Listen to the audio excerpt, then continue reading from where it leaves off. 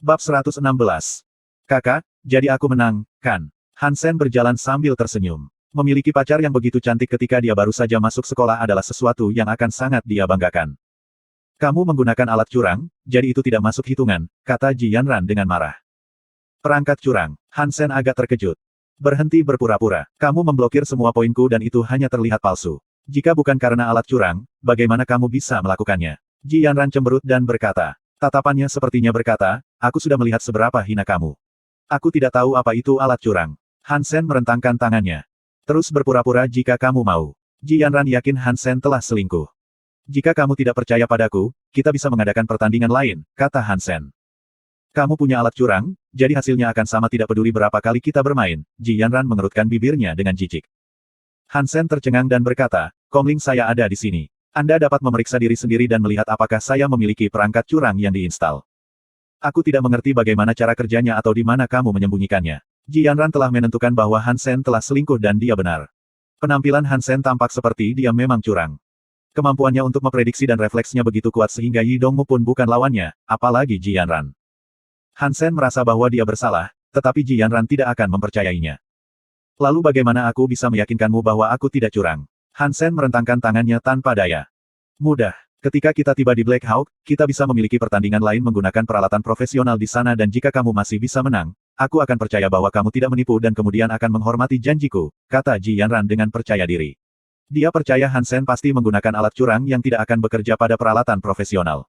Rencananya akan terungkap kemudian. Baiklah, Hansen tersenyum dan berkata, tapi kamu harus memberitahuku siapa namamu. Namaku Ji Yanran, dan kamu bisa meminta siapapun untuk mencari tahu di mana aku berada. Ji Yanran percaya Hansen telah selingkuh dan tidak akan menjadi pasangannya sama sekali, jadi dia memberitahunya nama aslinya tanpa ragu-ragu. Nama yang indah, Hansen tersenyum. Iya, jika kamu ingin masuk sekolah dan bermain melawan aku, kamu harus diterima terlebih dahulu, dan tidak ada yang tidak bisa masuk Black Hawk, Ji Yanran berpikir pada dirinya sendiri. Hansen tidak mengganggunya lagi, tetapi kembali ke kursinya sendiri dan terus memainkan versi Hand of God yang dibandingkan. Dia hanya bermain melawan Ji Yanran karena itu menyenangkan dan tidak benar-benar berpikir bahwa ini akan memenangkannya pacar yang cantik, jadi dia tidak terlalu peduli. Meskipun Ji Yanran cantik, Qin Xuan dan Yang Manli juga tidak buruk. Karena itu dia tidak benar-benar kepincut, tetapi hanya berpikir dia terlihat manis dan seorang gadis yang menarik. Ji Yanran tidak lagi ingin bermain. Dia menatap Hansen sebelum pergi ke ruang tunggu dan beristirahat. Saat ia terus memainkan permainan, Hansen merasa kurang bosan. Dia tidak melihat Ji Yanran lagi sampai turun. Dia mengambil kopernya dan naik pesawat mewah pribadi, memberinya tatapan lain sebelum pergi. Hansen tidak memperhatikan hal itu dan check-in di hotel yang dipesan Qin Xuan untuknya, menunggu ujian masuk dimulai. Sekolah militer berbeda dari yang mereka lakukan berabad-abad yang lalu. Di era ini, seseorang bisa mengikuti ujian masuk sekolah manapun yang ingin dituju sekolah militer. Selama siapapun yang memenuhi syarat akan diterima. Dengan kondisi Hansen, dia bisa lulus ujian sendiri. Tetapi dengan rekomendasi Qin Xuan, ia dapat mengambil manfaat dari program pendaftaran khusus dan memenuhi standar yang lebih rendah. Namun, dalam hal ini, ia harus melakukan jauh lebih baik dalam memanah.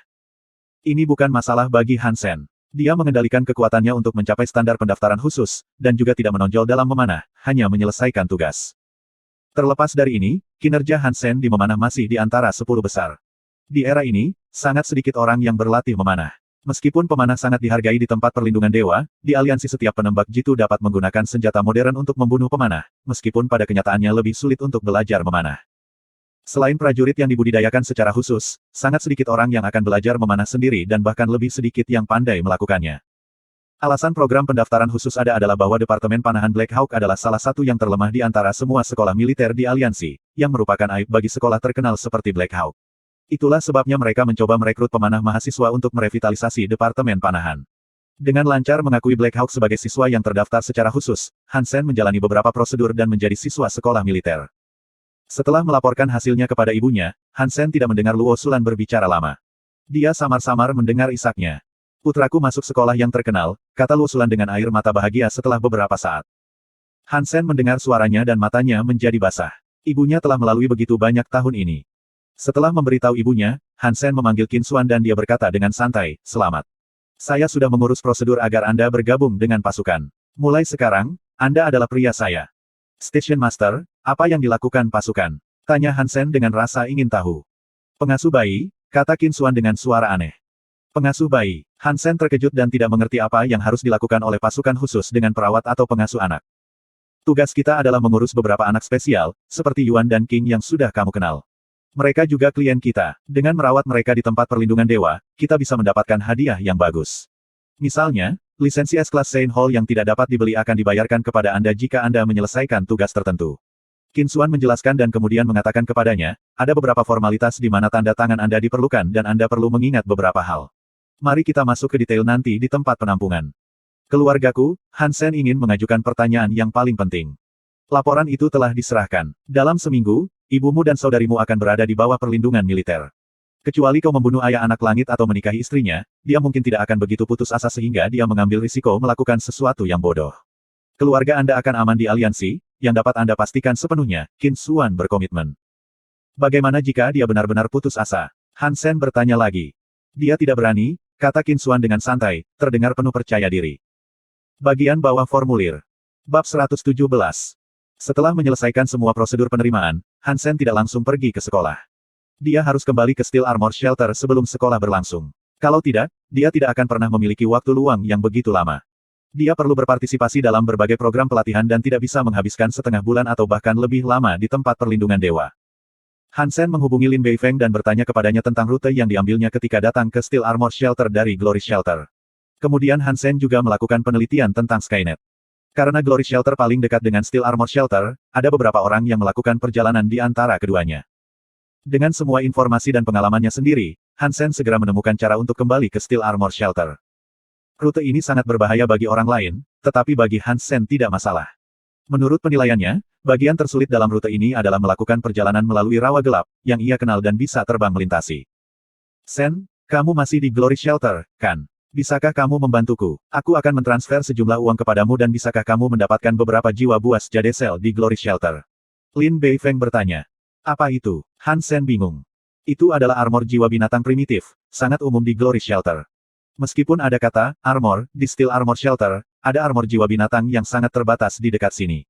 Aku memperkirakan kamu bisa membeli jiwa binatang Jade Cell dengan kurang dari 100.000, yang bisa menjual setidaknya 200.000. Lin Beifeng berkata dengan gembira, Sen, saya akan menawarkan modal dan Anda berusaha. Bagaimana kalau kita membagi keuntungan 50-50? Oke, ayo lakukan ini. Ingat untuk mentransfer uangnya dulu. Aku sangat miskin sekarang sehingga aku bahkan tidak memiliki 10.000 di rekening saya. Han Sen mengatakan yang sebenarnya karena ia memiliki kurang dari 10.000 setelah membayar biaya kuliah dan biaya sendiri. Haha, saya akan segera melakukannya. Faktanya, ada banyak hal baik di Glory Shelter. Jika Anda punya waktu, saya akan melakukan riset, kata Lin Beifeng dengan penuh semangat. Lain kali, aku berada di jadwal yang ketat dan harus kembali ke Steel Armor Shelter sesegera mungkin. Kalau tidak ketika sekolah militer sedang berlangsung, aku tidak mampu absen, kata Han Sen. Sen, saya berusaha keras untuk mencari Anda, ketika Anda pergi ke sekolah militer. Saya harus mengikuti Anda di sana, seru Lin Beifeng. Mengapa kamu menempatkan dirimu dalam kesulitan seperti itu? Dengan sumber daya keuangan dan koneksi keluargamu, kamu tidak perlu pergi ke garis depan bahkan jika kamu melayani. Han Sen berhenti dan berkata, selain itu, sekarang pendaftaran hampir berakhir. Yah, lupakan saja, aku akan mengirimimu uang. Lin Beifeng tertekan. Han Sen segera menerima uang dari Lin Beifeng. Jumlahnya mencapai 20 juta. Bahkan jika satu jiwa binatang berharga 100.000, dia bisa membeli 200 jiwa binatang. Meskipun itu adalah jenis yang sangat umum dari jiwa binatang primitif, sulit untuk memperoleh sebanyak 200. Karena Han Sen tidak ingin membuang waktu, dia harus menyelesaikannya dalam 1 hari. Jadi dia merasa cukup baik untuk mendapatkan hanya 100. Prosesnya jauh lebih lancar daripada yang dia pikirkan. Memang ada banyak jiwa Jade Cell Beast di Glory Shelter. Pada awalnya, ia bisa membeli satu dengan harga 50 atau 60.000. Kemudian, harga tertinggi yang pernah dia berikan hanya 80.000. Dalam 1 hari, Han Sen membeli 187 jiwa Jade Cell Beast dan itu adalah jumlah yang luar biasa. Jika dia punya lebih banyak waktu, dia akan senang menghabiskan lebih banyak waktu di Glory Shelter. Jika dia bisa kembali dengan sukses kali ini, dia pasti akan datang ke sini lagi. Setelah mempersiapkan perjalanan, Han Sen akhirnya memulai perjalanan di antara 2 tempat perlindungan. Perjalanan itu secara mengejutkan lancar. Dan seperti yang dia duga, kedua tempat perlindungan berada di ambang rawa gelap dan jalan setapak dari setiap tempat berlindung ke rawa agak aman. Bagian yang paling berbahaya adalah di dalam rawa gelap, tapi Han Sen tidak asing dengan rawa. Dia belum benar-benar ke bagian dekat Glory Shelter dan hanya bisa mencoba terbang ke arah yang benar. Beberapa hari kemudian, dia melihat hutan penyengat hitam yang akrab. Jauh lebih mudah setelah itu. Ketika Han Sen kembali ke Steel Armor Shelter dengan aman hanya dalam waktu 16 hari, dia menghela nafas lega. Hanya beberapa hari sampai sekolah dimulai dan dia tidak ingin dikeluarkan karena absen. Dia bisa kembali begitu cepat terutama karena jiwa binatang mutan yang diberikan Fish Guy kepadanya. Gunung bermata tiga bermata binatang itu sekuat banteng dan membawanya dengan kecepatan penuh sepanjang waktu kecuali saat ia terbang di atas rawa. Itu jauh lebih cepat daripada dia berjalan. Kalau tidak, dia mungkin tidak bisa kembali ke Steel Armor Shelter bahkan dalam sebulan. Lin Beifeng membelalakan matanya saat melihat Han Sen. Sen, bagus sekali. Kamu kembali dengan selamat dan sehat dari Glory Shelter hanya dalam waktu setengah bulan. Ini adalah jiwa-jiwa binatang buas. Kamu menjualnya sesukamu. Kehabisan napas, Han Sen memindahkan semua makhluk buas ke Lin Beifeng. Meskipun dia hanya menghabiskan setengah bulan di jalan, dia hampir tidak memiliki satoai. Dia hampir melatih Jadeskin untuk membuat dirinya tetap terjaga sepanjang waktu dan hampir pingsan pada saat ini. Rasa lelah yang mendalam membuatnya tidak mau berbicara dan ingin segera pergi tidur. Han Sen jatuh langsung di tempat tidur di kamarnya di tempat penampungan dan tidur selama 2 hari berturut-turut. Ketika dia bangun, dia merasa seluruh tubuhnya hancur berantakan. Dia memang membuat beberapa kemajuan dengan Jadeskin. Ketika dia mempraktikkannya, kesejukan yang mengalir di tubuhnya semakin kuat. Han Sen duduk, matanya jatuh pada binatang melengking yang dia makan. Bulunya gelap dan berkilau seperti batu giok hitam. Dan ukurannya 2 kali lipat dari dulu. Binatang pekikan itu akhirnya berevolusi menjadi makhluk darah suci. Han Sen dipenuhi dengan ekstasi. Membawa belati untuk membunuhnya, dia merasakan mulutnya berair. Dia sangat lapar setelah tidur panjang dan tubuhnya sangat lelah. Binatang buas yang pucat ini akan melakukannya dengan baik untuk memberinya nutrisi. Bab 118. Makhluk suci darah binatang memekik terbunuh. Tidak ada jiwa binatang yang didapat. Makan dagingnya untuk mendapatkan 0 hingga 10 poin geno suci. Han Sen kurang tertarik mendengarkan suara itu. Dia menatap daging yang dimasak dalam panci dengan mulutnya berair. Perutnya bergemuruh saat dia kelaparan. Tapi Han Sen masih sabar. Dia menunggu sampai sup daging siap dan mulai melahap langsung dari panci. Daging binatang suci berdarah suci dimakan. 1 poin geno suci didapat. Daging binatang suci berdarah suci dimakan.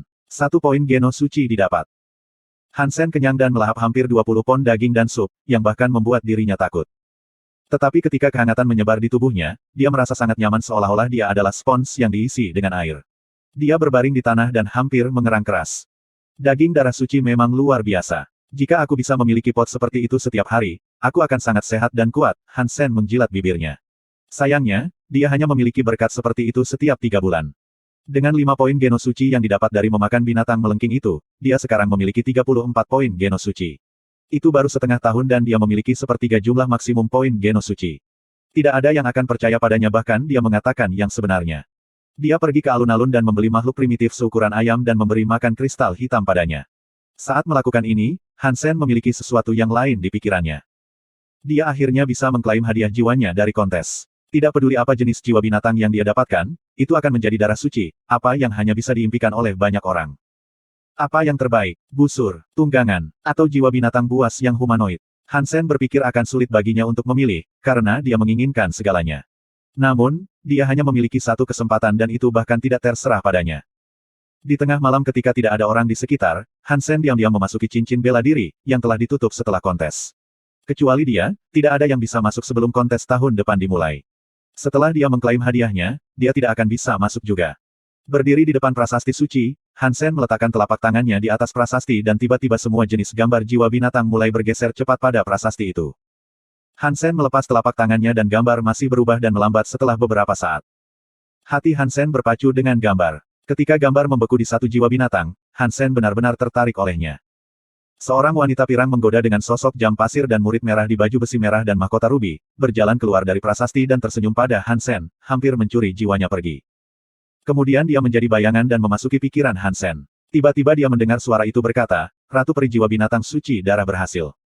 Han Sen sangat gembira dan dengan cepat memeriksa rincian Ratu Peri. Jenis Ratu Peri Darah Binatang Suci-Suci, berubah bentuk. Mengubah bentuk tubuh. Han Sen hampir bersorak, tetapi pada pemikiran kedua, itu memalukan bahwa jiwa binatang yang begitu cantik tidak bisa dipanggil untuk berdiri sendiri, tetapi harus terintegrasi dalam tubuhnya. Tetapi jiwa binatang buas yang berubah bentuk tidak diragukan lagi adalah tipe jiwa binatang yang paling mahal, belum lagi itu adalah humanoid. Han Sen tidak sabar untuk memanggil jiwa Ratu Peri-Peri dan berubah menjadi peri. Tiba-tiba tubuh Han Sen terbungkus baju besi merah, dan mahkota rubi dikenakan di kepalanya. Pupil matanya menjadi merah seperti Ratu Peri dan rambutnya yang hitam berubah pirang. Pada dasarnya dia berubah menjadi versi laki-laki dari Ratu Peri. Han Sen merasa semua aspek kebugarannya telah sangat meningkat. Meskipun peningkatan kecepatan dan kekuatan tidak sebesar dengan pembantaian berdarah, semua aspek sangat seimbang. Jiwa binatang buas ini juga datang dengan baju zirah, yang tidak sekuat baju besi kumbang hitam, tetapi akan sebanding dengan jiwa binatang baju besi mutan teratas.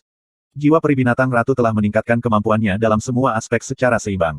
Yang mengejutkan Hansen, penglihatannya tampak menjadi sangat kuat setelah berubah bentuk menjadi ratu peri. Dia bahkan bisa melihat garis-garis halus batu yang sangat jauh darinya. Dia juga merasa aneh tentang sesuatu, seolah-olah semuanya melambat di matanya. Hansen tidak tahu apakah itu hanya ilusinya. Satu-satunya kasihan adalah bahwa ketika menggunakan ratu peri, dia tidak bisa menggunakan pembunuh berdarah atau baju besi kumbang hitam. Tapi ini tidak masalah, karena baju zirah peri sendiri juga cukup bagus. Bagian terbaik untuk Hansen adalah bahwa ia bisa menggunakan jiwa binatang buas ini dan mengubah bentuk ketika menggunakan identitas aslinya dan tidak ada yang tahu itu adalah hadiah dolar. Karena itu, sebagai Hansen, dia juga bisa menggunakan jiwa binatang buas yang kuat dan tidak harus berubah menjadi dolar untuk menggunakan pembunuh berdarah dan baju besi kumbang hitam. Ratu peri adalah apa yang dibutuhkan Hansen sekarang. Dia tidak ingin dianggap lemah oleh dunia selamanya. Semua peri dalam mitos dan legenda bersayap. Jika ratu peri juga memiliki sayap, itu akan sempurna, pikir Hansen rakus. Setelah kegembiraan, Hansen menyelinap keluar dari cincin bela diri. Lusa adalah hari pertama sekolah. Dia harus mendaftar dan kemudian pergi ke asramanya. Black Hawk adalah sekolah militer, jadi aturannya mengikuti standar militer. Setelah mendaftar, seorang siswa tidak dapat keluar dari sekolah dan harus tinggal di asrama, kecuali untuk liburan dan acara-acara khusus. Meskipun Black Hawk cukup besar untuk menugaskan masing-masing siswa kamarnya sendiri, 4 siswa harus berbagi kamar di asrama untuk meningkatkan kesadaran tim dan rasa hormat kolektif. Teman sekamar Hansen semuanya terdaftar secara khusus sebagai siswa panahan seperti dirinya. Hansen adalah yang terakhir tiba di asrama. 3 lainnya telah pindah selama beberapa hari. Saudaraku, mengapa kamu begitu terlambat? Kita tidak bisa menunggu. Ketika Hansen pindah ke asrama, 3 teman sekamarnya mengelilinginya seperti sekelompok penjahat yang mencoba menggoda seorang gadis. Apa yang kamu inginkan? Hansen secara tidak sadar melindungi dadanya dan menatap mereka dengan kewaspadaan. Saudaraku, jangan takut. Kami hanya ingin berdiskusi dengan Anda siapa pemimpin kita seharusnya. Saya pikir kita harus pergi berdasarkan usia. Yang tertua harus menjadi pemimpin. Seperti yang Anda semua tahu, kebijaksanaan tumbuh seiring bertambahnya usia. Jadi, saya akan menjadi pemimpin yang hebat. Pembicaranya adalah pria besar yang tingginya lebih dari 6 kaki. Putaran matanya menunjukkan bahwa ia mungkin tidak begitu bisa dipercaya, tidak seperti apa yang disarankan oleh tubuh berototnya. Bagian bawah formulir. Bab 119. Untuk meningkatkan semangat tim di antara siswa, Black Hawk selalu melatih siswa berdasarkan ruang. Jadi pemimpin ruangan akan lebih banyak bicara dalam banyak hal. Itulah sebabnya mereka semua berusaha menjadi pemimpin. Si Zikang, itu tidak masuk akal. Usia tidak mewakili apapun. Saya pikir sebagai seorang pemimpin, seseorang harus cerdas untuk mendapatkan sebagian besar manfaat untuk kamar kami. IQ saya adalah 167. Bagaimana dengan Anda? Seorang remaja yang lembut berkedip dan berkata.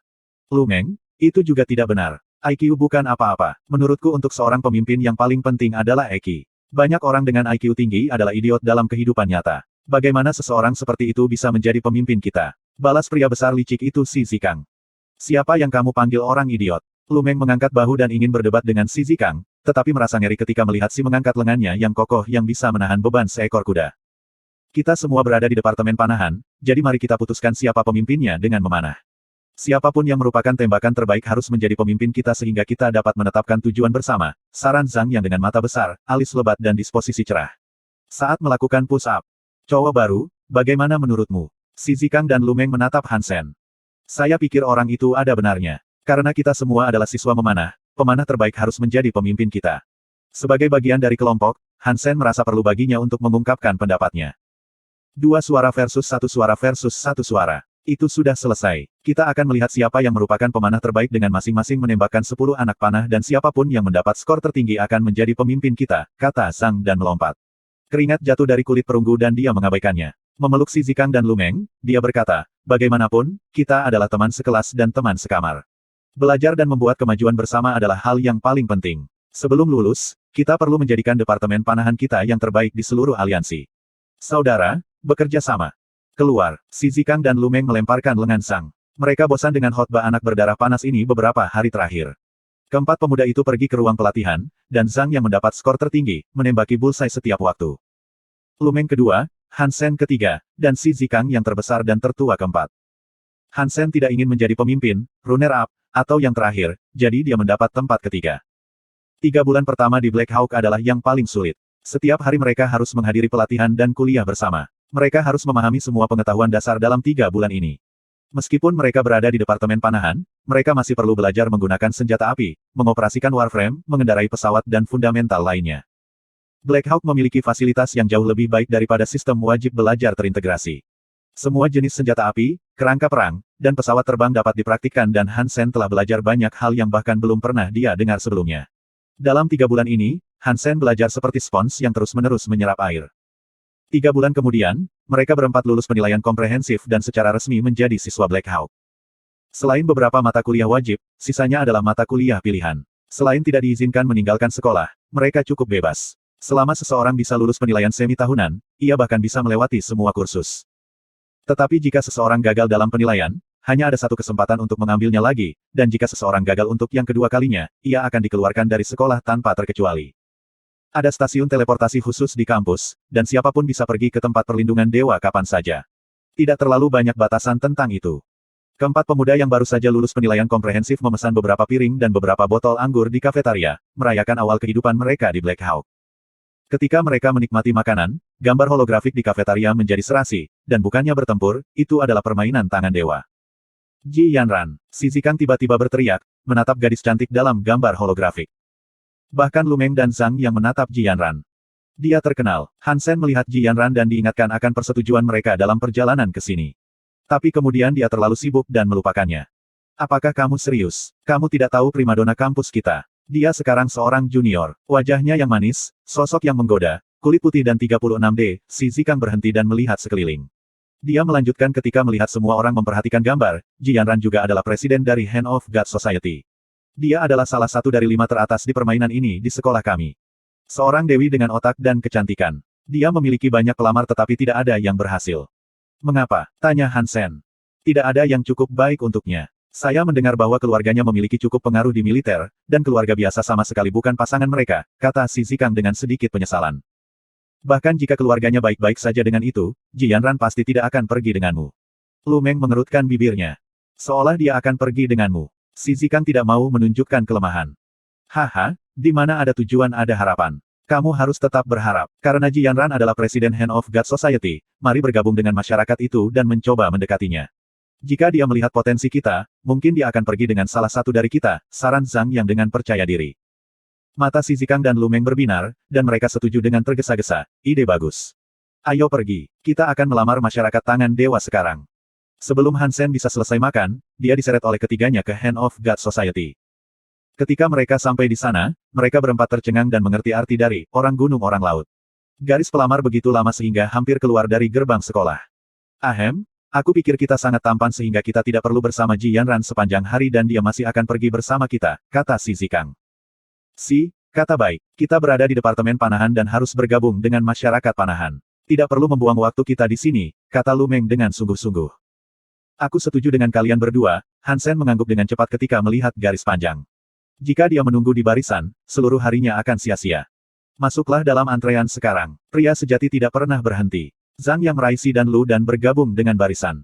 Hansen beruntung bahwa Zhang yang tidak memiliki tangan ketiga. Kebetulan komlingnya berdering dan dia melihat panggilan itu dari Fang Jingqi.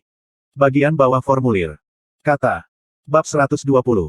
Saudaraku, apakah kamu masih menginginkan busur darah suci itu? Aku belum bisa menghubungi kamu dan Fish Guy sudah memasuki tempat perlindungan kedua. Hansen menjawab panggilan itu dan segera mendengar keluhan Fang Jingqi. Hansen tiba-tiba menamparkan dahinya dan menangis. Aku minta maaf. Aku sedang pelatihan militer dan tidak diizinkan menggunakan komling. Aku benar-benar lupa tentang ini. Apakah busur masih ada di sana? Ya, Fish Guy memberikannya pada Tam, tapi, Fang Jingqi berhenti. Tapi apa? Hansen bertanya. Aku perlu bertanya sesuatu padamu dan kamu harus mengatakan yang sebenarnya. Apakah kamu mendapatkan jiwa binatang dari armadillo berskala itu? Apakah kamu mau bertukar? Fang Jingqi bertanya. Hansen ragu-ragu, dan kemudian berkata, ya saya memilikinya. Apakah mereka bermaksud untuk bertukar dengan busur? Jiwa jenis binatang apa itu? Fang Jingqi bertanya.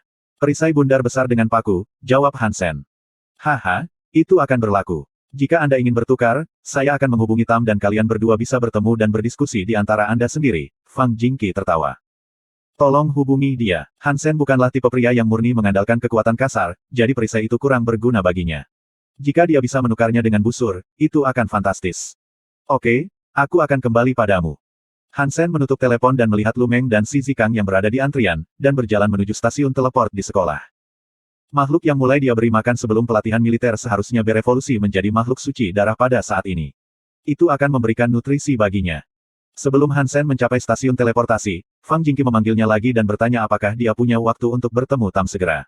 Hansen memasuki suaka dewa mengetahui waktu dan tempat untuk bertemu. Perisai yang bagus, itu benar-benar sebuah mahakarya. Di hutan, Tam membelai perisai seolah-olah itu adalah kekasihnya. Busur juga busur yang indah. Memegang busur tanduk hitam besar, Hansen juga terobsesi. Bagaimana kita akan berdagang? Tam menatap Hansen dengan penuh semangat. Satu item yang tak ternilai untuk yang lain, kata Hansen lembut. Pemikir hebat berpikir sama, Tam memberi acungan jempol pada Hansen dengan riang. Kakak Tam, aku harap kamu tidak akan terhentikan kemanapun kamu pergi dengan perisai ini, Hansen tertawa. Tam memegang perisai berduri, tertawa dan berkata, dan saudara Han, kuharap kamu tidak akan terkalahkan tidak peduli siapa yang kamu lawan dengan busur ini. Keduanya tersenyum satu sama lain, menyimpan harta mereka dan meninggalkan hutan, keduanya sangat puas dengan transaksi tersebut. Hansen kembali ke kamarnya sendiri di tempat penampungan dan bermain dengan busur tanduk. Busur tanduk ini adalah jiwa binatang dari ular bertanduk ajaib. Jarak efektifnya hampir 6.000 kaki, dan itu belum jangkauan maksimumnya. Kekuatan yang dibutuhkan untuk menggambar tali busur ini bahkan lebih sedikit dari itu untuk hari kiamat, jadi ini adalah mimpi pamungkas pemanah. Hansen bahkan percaya bahwa dia bisa menggunakannya untuk menembak lalat 6.000 kaki jauhnya mati dengan penglihatan dari peri-peri. Seekor kuda yang baik harus dipasangkan dengan pelana yang baik. Jika aku bisa mendapatkan panah jiwa binatang suci darah, itu akan sempurna. Hansen membelai kurva ular bertanduk sihir dan berpikir dengan bahagia. Tentu saja, panah jiwa binatang suci darah tidak mudah ditemukan. Untungnya, binatang buas yang diberi makan Hansen telah berevolusi menjadi makhluk darah suci, jadi dia membunuhnya untuk memasak semangkuk rebusan. Hansen menyesal bahwa keterampilan memasaknya tidak seperti biasanya. Yang bisa dia lakukan hanyalah rebusan dan meskipun rasanya enak, dia bosan dengan makanan yang sama setelah sekian lama. Tetapi ketika suara itu mengatakan dia mendapatkan poin genos suci, Hansen masih sangat bersemangat. Pada akhirnya, binatang awan darah suci menyumbangkan 5 poin genos suci lainnya dan poin genos suci Hansen telah mencapai 39. Qin Xuan tahu bahwa jadwalnya akan agak penuh karena dia baru saja mendaftar dan tidak datang kepadanya, yang memberi Hansen waktu untuk bersantai sendiri. Hansen kembali ke asramanya di malam hari dan melihat 3 teman sekamarnya memainkan Hand of God. Melihat Hansen kembali, si Zikang berlari, memeluk pundak Hansen, dan menyeringai, Sen, kita bermain tangan dewa. Bergabunglah dengan kami. Saudara-saudara yang baik harus berbagi segalanya. Lu Meng mengerutkan bibirnya dan berkata, keahlianmu sangat buruk sehingga bahkan jika dia bergabung dengan kami, dia masih akan mengalahkanmu. Hentikan. Kamu menang hanya 2 kali dan itu karena aku tidak memperhatikan. Ketika aku serius, kamu akan kehilangan begitu buruk. Si Zikang tersenyum dan berkata kepada Hansen, Sen, mari kita bermain bersama. Kamu tidak tetap ada hubungannya. Berlatihlah denganku. Oke, di Skynet. Hansen tersenyum. Sekolah kami memiliki Battle.net khusus yang dirancang untuk Hand of God. Anda dapat mendaftarkan akun dan menambahkan saya. Ide saya adalah Optimus Prime. Si Zikang dengan hati-hati mengajari Hansen cara mendaftar. Hansen mendaftarkan akun Battle.net, dan menamai ID-nya, My Girlfriend is Jianran. Dia berhasil mendaftar dan si Zikang bergegas membawanya untuk memasuki permainan. Hansen memasuki permainan dan mengirim permintaan pertemanan ke si Zikang. Tanda pagar T, Sen, ide kamu punya barang curian. Si Zikang melihat ide Hansen dan memanggil. Lu Meng dengan cepat melirik dan tersenyum bengkok. Sen, kamu meminta masalah pada Battle.net dengan ide ini. Semua pemain yang memainkan permainan ini menganggap Ji Yanran sebagai dewi mereka. Aku tidak tahu kamu memiliki ambisi seperti itu. Aku menyukainya. Zhang Yang melihatnya dan menepuk pundak Hansen, merasa puas. Yah, hentikan omong kosongnya. Biarkan aku mengalahkanmu. Tidak, mari kita berlatih. Si Zikang sangat bersemangat sampai-sampai lidahnya tergelincir dan dengan cepat mengoreksi dirinya sendiri. Datang. Hansen menerima undangan si Zikang dan memasuki ruang permainannya. Si Zikang memilih kesulitan dan memulai permainan. Setelah hitungan mundur berakhir, permainan resmi dimulai. Lu Meng dan Zhang yang tidak berminat untuk menonton pertandingan dan masing-masing menemukan lawan lain secara online dan mulai bermain melawan. Si Zikang sangat bersemangat karena ia terus kalah dari Zhang Yang dan Lu Meng di permainan sepanjang sore dan akhirnya bisa mendapatkan kepercayaan diri kembali dengan bermain dengan Hansen. Dia berpikir bahwa dia harus pergi lebih mudah pada Hansen putaran pertama jika Hansen menyerah terlalu cepat. Selama dia membiarkan Hansen menang dengan selisih yang sempit, dia bisa membuat Han bermain dengannya beberapa putaran lagi dan menyelesaikan keinginannya. Bagian bawah formulir. Bab 121. Beberapa detik kemudian, wajah si Zikang runtuh. Dengan mata terbelalak dan tangan gemetar, si berseru, Sen, dasar brengsek, apakah Anda reinkarnasi dari Takakato? Melihat tangan Hansen bergerak cepat seolah-olah dia mengalami kejang, si Zikang semakin terkejut dan panik, karena dia belum menyentuh banyak tempat di dekatnya. Si, kamu berteriak seperti babi yang disembelih. Berhentilah bersikap dramatis, Lu Meng, yang berada di tengah permainan, memprotes. Si Zikang telah sepenuhnya menyerah. Menonton Han Sen menari, dia kehilangan semua keinginan untuk bermain. Si Zikang memutar matanya dan berkata pada Lu Meng, keterampilan Sen kuat. Saya percaya di kamar kami, tidak ada yang cocok dengannya kecuali pemimpinnya. Lu Meng menjawab, kerugianmu ada pada dirimu. Jangan membawa orang lain ke dalamnya. Lu, kamu bahkan tidak sebagus aku. Jika kamu bermain melawan Sen, kamu akan kehilangan semua yang sama. Si Zikang sengaja mengangkat suaranya dan berkata. Aku akan menunjukkan siapa tuan sebenarnya, tetapi jika aku menang, bulan ini kamu harus membersihkan, kata Lu Meng. Wajah si Zikang tiba-tiba menunjukkan jejak kegembiraan, tetapi dia kemudian segera menekannya. Dia tampak ragu-ragu dan berkata setelah beberapa saat, baiklah. Tetapi jika Anda kalah, Anda perlu melakukan hal yang sama. Oke, tidak masalah. Biarkan aku menyelesaikan ronde ini dulu, Lu Meng percaya pada dirinya sendiri. Dia telah lulus 9 yang belum terpecahkan di tangan dewa, yang cukup baik di antara semua mahasiswa baru. Mungkin dia bukan pemain terbaik, tapi dia bisa dengan mudah bergabung dengan Hand of God Society. Selain itu, mereka semua berada di departemen panahan, yang tidak memiliki permintaan kecepatan tinggi, jadi biasanya siswa panahan lebih lemah pada permainan ini secara umum. Kecuali Han Sen, Lu Meng tidak berpikir ada teman sekamarnya yang bisa mengalahkannya. Si Zikang telah kehilangan Han Sen karena dia memiliki keterampilan yang buruk. Siapapun bisa mengalahkan Si karena dia terlalu lambat. Karena itu, Lu tidak percaya apa yang diklaim Si tentang kekuatan Han Sen. Lu Meng menyelesaikan permainannya dan menampilkan skor di depan Si, lihat. Seperti inilah kemenangan besar, 63 hingga 45. Aku jenius. Sekarang itu tidak berguna, kamu harus mengalahkan Han Sen. Si Zikang tersenyum pada Han Sen dan berkata, Sen, kamu tidak ingin melakukan pembersihan juga kan? Jika kamu mengalahkannya, kita tidak perlu melakukan apa-apa untuk sebulan. Han Sen tersenyum dan berkata, aku tahu apa yang harus dilakukan. Lu Meng mengundang Han Sen ke ruang permainannya dan berkata dengan santai, Sen, ide kamu akan menyebabkan masalah. Jika kamu tidak percaya padaku, cobalah mencari pertandingan di Battle.net. Anak-anak akan berbaris untuk menendang pantatmu. Aku sudah terbiasa, Han Sen tersenyum. Kegagalan itu baik, ini membantu Anda membuat kemajuan. Lu Meng memulai permainan, perlahan-lahan minum dari sebotol air pada saat yang sama. Sambil minum, dia memprovokasi Si Zikang, lihat bagaimana aku mengalahkan Sen sendirian. Jangan menyangkal ketika kamu kalah. Luar biasa, Lu, kau luar biasa. Si Zikang mengerutkan bibirnya dengan tangan terlipat, menunggu untuk menikmati pertunjukan. Dia berpikir, bagaimanapun juga, semua orang hanya diperbolehkan menggunakan satu tangan dalam mode versus. Membanggakan semua yang Anda inginkan sekarang, Anda akan menangis nanti. Aku juga, jawab Lu Meng dengan bangga, tidak menyadari niat jahat Si. Pada akhir hitungan mundur, bintik-bintik muncul dan Lu Meng tidak berencana untuk menyisihkan botol air. Menjangkau untuk menyentuh tempat sambil minum, dia tidak memperhatikan tangan Han Sen. Dia merasa selama dia bermain normal, dia pasti bisa mengalahkan Han Sen. Hanya beberapa titik di bawah, dia melihat sekilas tangan lain dan merasa kecepatannya tidak normal, jadi dia melihat ke atas. Satu pandangan dan Lu Meng tiba-tiba terpana, lupa bahkan untuk meraih tempat itu. Botol air membeku di ujung bibirnya. Dia mempertahankan posisi itu dan tidak bergerak untuk waktu yang lama. Telapak tangan Han Sen bergetar dengan kecepatan menyilaukan seolah-olah mesin rahasia dipasang. Semua tempat sudah hilang. Lu Meng telah memilih 10 yang belum terpecahkan untuk putaran ini dan dia bahkan tidak bisa membersihkan tempat di sisinya sendiri, sementara Han Sen telah membersihkannya untuknya, sambil terlihat cukup santai. Lu, apa yang terjadi dengan mengalahkan Sen sendirian? Bagaimana kalau kamu mencoba dengan kedua tangan sekarang? Si Zikang melihat Lu Meng tertegun dan tertawa. Coba saja, Sen, kamu pasti sudah lulus 10 yang belum terselesaikan. Lu Meng menangis. Itu benar, kata Han Sen santai. Faktanya, dia telah melewati EVOLVER 4, yang jauh lebih tinggi daripada yang tidak TEREVOLUSIKAN 10. S** tanda pagar T. Lu Meng mengutuk dan menangis, kamu sangat licik. Tidak mungkin pemimpin kita bisa mengalahkan Han Sen. Kamu sengaja menjebakku. Kaulah yang menyarankan pembersihan, bukan aku. Si Zikang menyeringai dan mengulurkan tangannya untuk menunjukkan ketidakbersalahannya. Yang belum TEREVOLUSI 10. Sen, ayo kita pergi. Zhang yang mendengar percakapan mereka dan api menyala di matanya. Han Sen pergi ke ruang permainan Zhang dan mengalahkan Zhang dengan mudah. Level Zhang hampir sama dengan Lu Meng, atau mungkin sedikit lebih baik. Keduanya harus berada di sekitar yang belum teratasi 9. Mainkan lagi. Zhang yang tidak berkecil hati. Sekali lagi dia dikalahkan.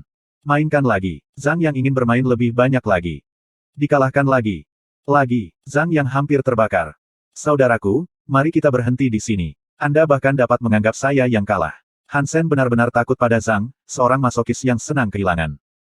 Aku akhirnya menemukan lawanku yang ditakdirkan. Sen, senang bertarung. Seru Zhang bersemangat dan menyeret Han Sen ke ruang permainannya sekali lagi.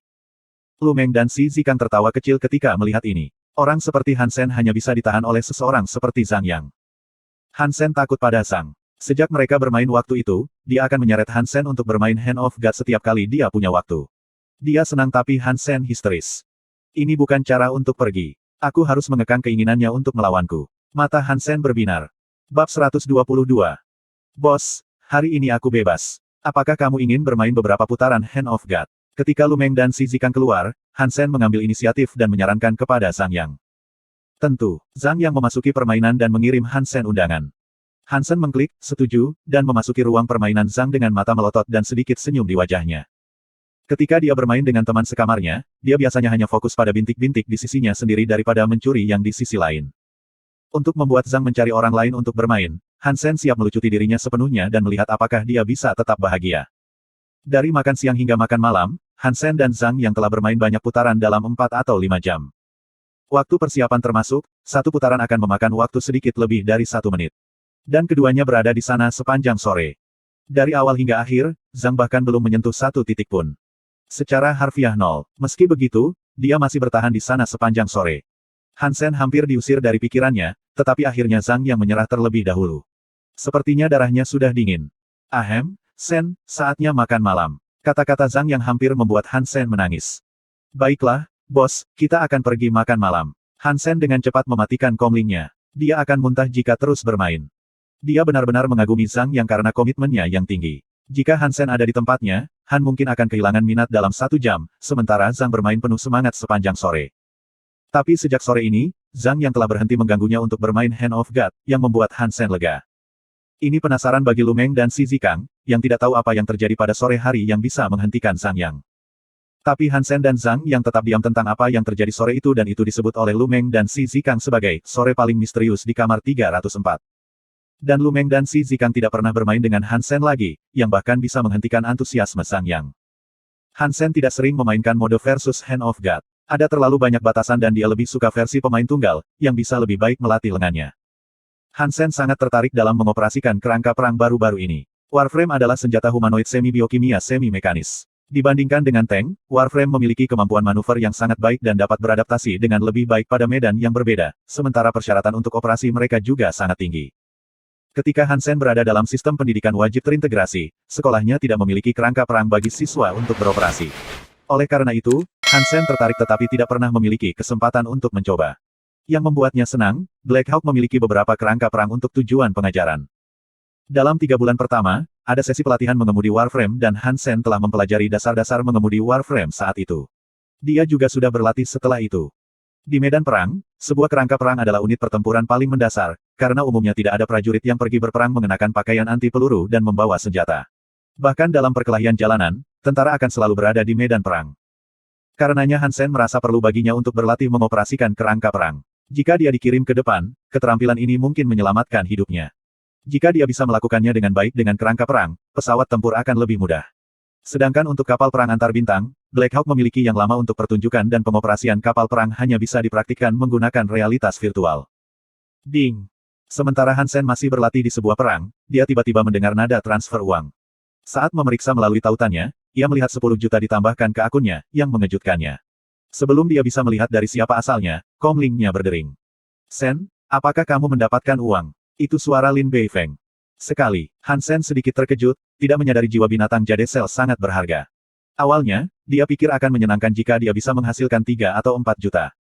Kami menghasilkan sekitar 20 juta jadi saya mengumpulkannya untuk Anda. Sen, lain kali Anda pergi ke Glory Shelter, kami akan membeli beberapa jiwa buas di Steel Armor Shelter untuk dijual di sana.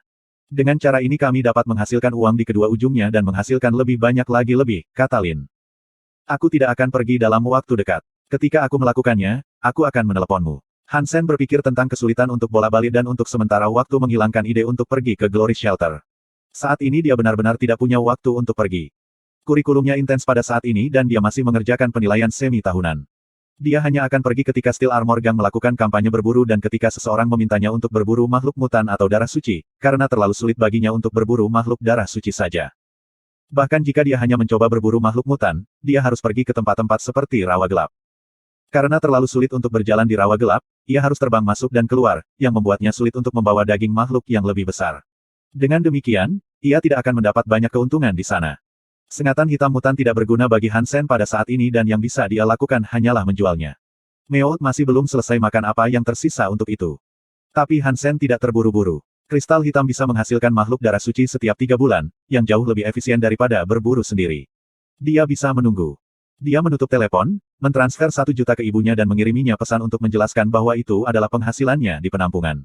Dia tidak berani memberinya terlalu banyak, takut itu akan membuatnya takut atau khawatir. Dia berencana untuk mentransfer sebagian padanya setiap bulan sehingga dia bisa terbiasa dengannya. Sudah waktunya baginya untuk menikmati hidup setelah bertahun-tahun menderita. Kembali ke asrama di malam hari, Han Sen melihat Si Zikang di kamar sendirian, mengutuk saat bermain game. Han Sen tidak tahu apa yang terjadi tetapi Si tampak marah. Melihat Han Sen kembali, Si Zikang berteriak dengan marah, "Sen, waktu yang tepat. Masuk ke permainan dan tendang pantat ini untukku." "Ada apa, Si?" Han Sen berjalan di sebelah Si Zikang dan melihatnya di ruang permainan tetapi permainan tidak dimulai. Ada 2 pemain lagi dalam permainan. Ide satu adalah Birdi dan ide pemain lainnya adalah Mamot. Si Zikang dan Mamot saling memanggil satu sama lain dan Birdi akan memberikan komentar pahit pada Si di sana-sini, membuat Si memerah. Bab 123. Dengan penjelasan dari Si Zikang, Han Sen mendapatkan intinya. Pada awalnya, Si bermain melawan Birdi. Si agak miskin dalam permainan ini dan hampir tidak pernah menang di Battle.net, jadi dia sesumbar sedikit setelah dia memenangkan beberapa putaran melawan Birdi. Si memiliki perilaku yang baik, jadi dia hanya membual tentang dirinya sendiri dan tidak mengatakan hal buruk tentang lawannya. Meski begitu, Birdi marah dan meminta Mamot untuk membalasnya. Itu juga baik-baik saja, Si memang pamer dan itulah konsekuensinya. Namun, Mamot mengutuk dan mengatakan Si bodoh. Dan Birdi juga mencela Si. Si bukan tipe orang yang membiarkannya pergi dengan mudah dan dengan demikian terlibat dalam pertengkaran melawan keduanya.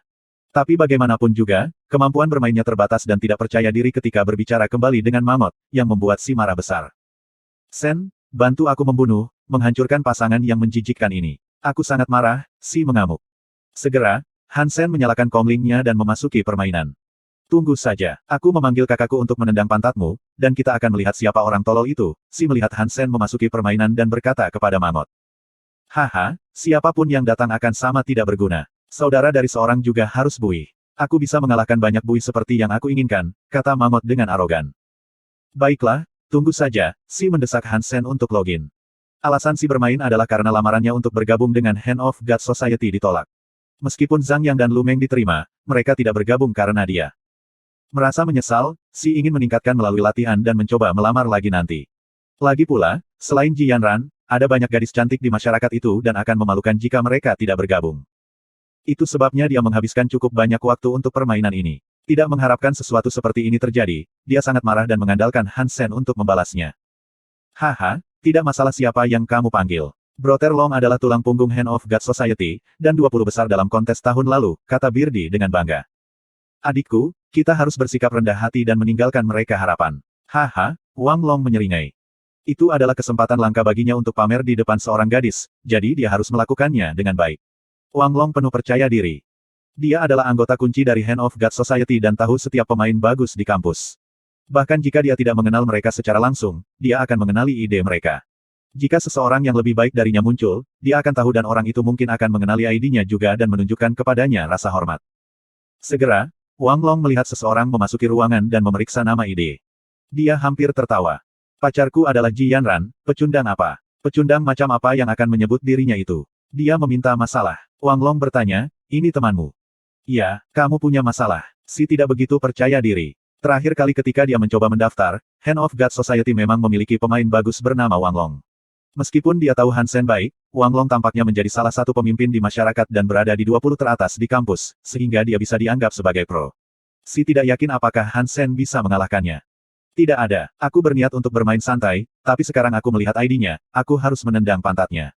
Wang Long kemudian mengirim Han Sen undangan. Han Sen tidak ragu untuk mengklik setuju, dan keduanya memasuki permainan. Birdi yang menonton diejek, dia pasti sangat tes sehingga dia menyebut dirinya sendiri.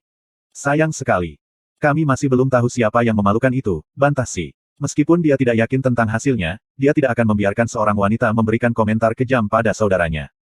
"Hasilnya jelas. Kamu tidak pernah bisa memenangkan Brother Long. Yah, mungkin kamu bisa dalam mimpimu di kehidupan yang lain," kata Birdi menghina. Si mengertakkan gigi dan tidak berbicara. Jika dia mengutuk, dia akan membungkuk ke levelnya. Dan Si tidak sepenuhnya yakin tentang hasilnya. Wang Long adalah pemain top 20 setelah semua, itu dipertanyakan apakah Han Sen bisa mengalahkannya. Wang Long siap mengajari Han Sen lesi. Dan karena itu adalah pelajaran, dia tidak bisa membatasi tangannya ke titik di sisinya sendiri, tetapi harus membuat lawannya tidak dapat menyentuh titik manapun. Nak, ini bukan harimu. Dengan ide seperti itu, aku akan mengubah nama keluargaku jika aku tidak memukulmu. Wang Long melihat bintik-bintik itu muncul dan menjangkau ke bintik-bintik di sisi lain. Tapi ketika tangannya keluar, dia terkejut melihat lawannya sudah mengenai tempat itu. Dia segera memutuskan itu hanya keberuntungan belaka dan dia hanya perlu terus berjalan. Tapi kemudian semuanya terjadi setelah membuat wajahnya membeku. Dan Birdi hanya tercengang. Setiap kali Wang Long mengulurkan tangan, Han Sen sudah mencapai tempat yang dia tuju. Dan dia mendapat poin 0 setelah selusin upaya. Sial, aku bertemu dengan seorang master. Karena cemas, Wang Long menyerah untuk memukul tempat Han Sen dan memfokuskan sisi dirinya sendiri. Tapi sudah terlambat, skor akhirnya adalah 100 hingga 29. Han Sen mendapatkan segalanya, dan Wang Long hanya mendapat 29 di sisinya dan merindukan 71. Melihat skor ini, wajah Birdi menjadi gelap sementara si Zikang tertawa dan mengirim SMS, ini yang kamu sebut top 20. Kakak, kamu bodoh. 100 hingga 29. Kalau pemain seperti itu bisa jadi top 20, maka Hand of God Society harus menghisap juga. Saudari, dengarkan aku. Jika dia berbohong untuk mendapatkan uang darimu, tidak apa-apa. Ketika kau belum kehilangan tubuhmu padanya, berhenti saja. Birdi diam dan Wang Long pucat. Dia segera mengundang Han Sen lagi dan berpikir mungkin dia hanya menggunakan strategi yang buruk terakhir kali. Mungkin dia kalah karena dia mengincar bintik-bintik di sisi lain. Dia ingin membuktikan dirinya sendiri, kalau tidak, akan sangat memalukan. Han Sen mengklik, setuju, dan keduanya berada di sana lagi. Wang Long menggunakan semua upayanya di tempat sendiri dan bahkan tidak melihat sisi Han Sen. Namun, seperti yang diamati Birdi, perbedaan kecepatannya begitu besar sehingga seperti sepeda versus motor. Bahkan seorang idiot dapat mengatakan bahwa keduanya tidak berada pada level yang sama. Bab 124. Wang Long merasa bahwa kali ini dia bahkan lebih cepat dari biasanya dan merasa puas dengan penampilannya. Ketika dia merasa bahwa dia pasti menang, permainan tiba-tiba berakhir dan dia terpana. Sosok yang rapi, 100 banding 80. 80 adalah skor Wang Long, yang berarti lawannya mendapat semua 100 tempat ketika ia baru saja memukul 80. Kesenjangan besar. Kamu siapa? Wang Long kaget untuk waktu yang lama, dan kemudian mengirim SMS lawannya. Dia pikir itu pasti akun alternatif beberapa pemain terkenal. Ada beberapa di kampus yang bisa mengalahkannya dengan 20 poin. Tidak ada balasan dari lawannya, tetapi undangan untuk terus bermain. Wajah Wang Long memerah, tetapi dia tidak bisa menolak. Wang menggigit peluru dan setuju. Sekali lagi, Wang tidak punya peluang untuk menang. Han Sen bahkan tidak mencoba mencuri tempat Wang dan hanya fokus pada sisinya sendiri. Hasilnya lagi 100 banding 80. Wang Long tidak tahu apakah itu kebetulan atau desain. Jika itu disengaja, dia tidak bisa percaya seberapa kuat lawannya sebenarnya. Undangan lain, dan Wang Long setuju lagi. Hasilnya sama, 100 banding 80. Perbedaan 20 poin lainnya, Wang Long merasa kedinginan dan tidak tahu harus berkata apa. Nak, tidak sombong sekarang. Kamu menyebut dirimu top 20. Si Diejek dan Birdi meninggalkan ruang permainan dengan tenang di tengah-tengah permainan ketiga mereka. Apakah kamu berani menunggu 10 menit? Aku akan menemukan seseorang untuk menjatuhkanmu, Wang Long mengirim pesan. Oke, siapapun yang datang akan kalah pula. Jika Anda memanggil dua, kami akan mengalahkan pasangan. Si memberinya jawaban percaya diri dan lupa tentang ketidaksenangan sebelumnya. Wang Long tidak menjawab. Dia pasti memanggil seseorang. Si berkata dengan penuh semangat, Sen, kamu sangat luar biasa sehingga kamu benar-benar mengalahkan Wang Long. Kamu harus menjadi pemain profesional. Jangan melebih-lebihkan, itu karena dia terlalu lemah dan tidak pantas reputasinya. Han Sen mengangkat bahu dan berkata. Aku suka kalau kamu mengalahkan sampah yang begitu lemah, kata si bersemangat. Wang Long membiarkan jendela permainan terbuka dan berlari ke kamar sebelah. Melihat seorang pria yang berbicara di ruangan itu, dia sangat gembira dan berkata, Kakak Li, ini dia. Tentang paniknya apa? Liu Ke memotong dengan tidak sabar. Liu Ke, aku kalah di tangan dewa, dan kamu harus membalaskan dendamku, Wang Long dengan cepat berkata kepada Liu Ke. Pergilah berlatih dan balas dendam pada dirimu ketika kamu menjadi lebih baik, Liu Ke tertawa. Terlambat, saya bermain dengannya 3 putaran dan dia menang dengan 20 poin setiap putaran. Wang Long tidak takut kehilangan muka karena Liu Ke adalah temannya dan juga pemain yang lebih baik daripada dirinya sendiri. Tahun lalu Liu mendapat tempat ke-11 di kampus. Dan saudara Li yang bernama Li Ze, adalah seorang guru sejati yang berada di peringkat ke-7 tahun lalu. Akan lebih baik jika dia bisa membantu. 20 poin dalam ketiga putaran. Hanya sedikit di sekolah kita yang bisa mencapai ini. Siapa pria itu? Li bertanya. Tapi dia salah tentang satu hal. Dia berpikir bahwa 20 poin adalah perkiraan kasar dan tidak menyadari itu adalah angka yang tepat di ketiga putaran. Aku tidak tahu. Dia tidak akan memberitahu, kata Wang. Tidak bisakah kamu tahu dari ID-nya? Liu Ke memutar matanya ke arah Wang. Itu adalah ide baru yang belum pernah dilihat sebelumnya, bernama My Girlfriend is Jianran, Wang Long cepat-cepat berkata. Tanda pagar T. Seorang pecundang. Tidak heran dia tidak akan mengatakan siapa dia. Jika Jianran tahu, dia akan menjadi orang mati. Ayo kita tangkap dia. Liu Ke tertarik. Wang Long sangat gembira dan membawa Li dan Liu ke kamar asramanya. Dia memeriksa tautannya dan melihat keduanya masih di sana. Ini benar-benar kartu identitas ini. Pertama-tama aku akan pergi dan melihat pria yang licik itu, Liu Ke berkata kepada Li Ze sambil tersenyum. Dan kemudian Liu Ke menyalakan komlingnya sendiri, memasuki ruang permainan, dan mengirim My Girlfriend is Jianran undangan. Hansen tidak peduli siapa itu dan mengklik setuju, karena dia toh tidak mengenal siapapun. Si juga tidak tahu banyak tentang para pemain di kampus. Dia hanya melihat Wang Long ketika mencoba mendaftar dan bahkan tidak akan mengenali Liu Ke dan Li Ze secara langsung, apalagi ide mereka. Liu Ke memulai permainan. Sambil menunggu hitungan mundur, dia memberitahu Li Ze, "Brother Li, saya telah membuat beberapa kemajuan dalam pelatihan baru-baru ini. Biarkan saya tahu apa yang Anda pikirkan." "Menantikan," kata Li sambil tersenyum. Wang Long hanya mengamati dengan gugup. Meskipun Liu Ke jauh lebih baik daripada dirinya sendiri dan juga bisa memenangkannya dengan 20 poin, namun dia tidak yakin tentang hasilnya, karena pria itu telah mengalahkannya dalam ketiga putaran pada 20 putaran. Permainan dimulai. Sepintas pada kecepatan lawan, Liu Ke segera fokus dan tidak berani mengendur sedikitpun. Dia mulai membersihkan bintik-bintik di sisinya dan tidak terganggu sama sekali. Tapi Li Ze dan Wang Long yang menyaksikan melebarkan mata mereka seolah-olah mereka melihat hantu. Kesenjangan mutlak dalam kekuatan. Orang ini jauh lebih cepat daripada Liu Ke sehingga tangan Liu tampak lambat seperti siput. Wang Long takjub. Orang ini sangat cepat. Liu Ke peringkat nomor 11 di kampus dan bahkan tidak pada tingkat yang sama dengan orang ini. Dan Li juga menyaksikan pertandingan dengan wajah muram. Orang ini mengejutkannya. Selama pertandingan, banyak teman Li dan Liu melihat mereka online dan datang untuk menonton, terutama teman-teman Li Ze. Banyak pemain mahir di kampus membanjiri ruang permainan ini. Tanda pagar K. Pacarku adalah Jianran. Siapa pecundang ini? Beberapa orang melihat kartu identitas Hansen dan berteriak. Segera mereka semua memperhatikan ide ini, dan merasa itu terlalu berani bergerak pada Battle.net. Mereka tidak bisa memikirkan satu orang pun dengan nyali seperti itu. Bab 125. Kemudian mereka memperhatikan permainan itu sendiri, dan kemudian menemukan bahwa My Girlfriend is Jianran berada di atas angin. Dia juga tampak sangat cepat dan memiliki keuntungan luar biasa. Pandangan yang sederhana tidak akan mengungkapkan banyak hal, tetapi dengan referensi Liu, mereka dapat mengetahui seberapa cepat dia. Tanda pagar T. Lawannya adalah Liu Ke. Pacar Jianran begitu kuat sehingga dia membunuh Liu yang nomor 11 tahun lalu. Pria itu merasa bahwa kartu identitas Hansen terlalu sulit untuk dibaca, dan mengubahnya menjadi sesuatu yang lebih mudah.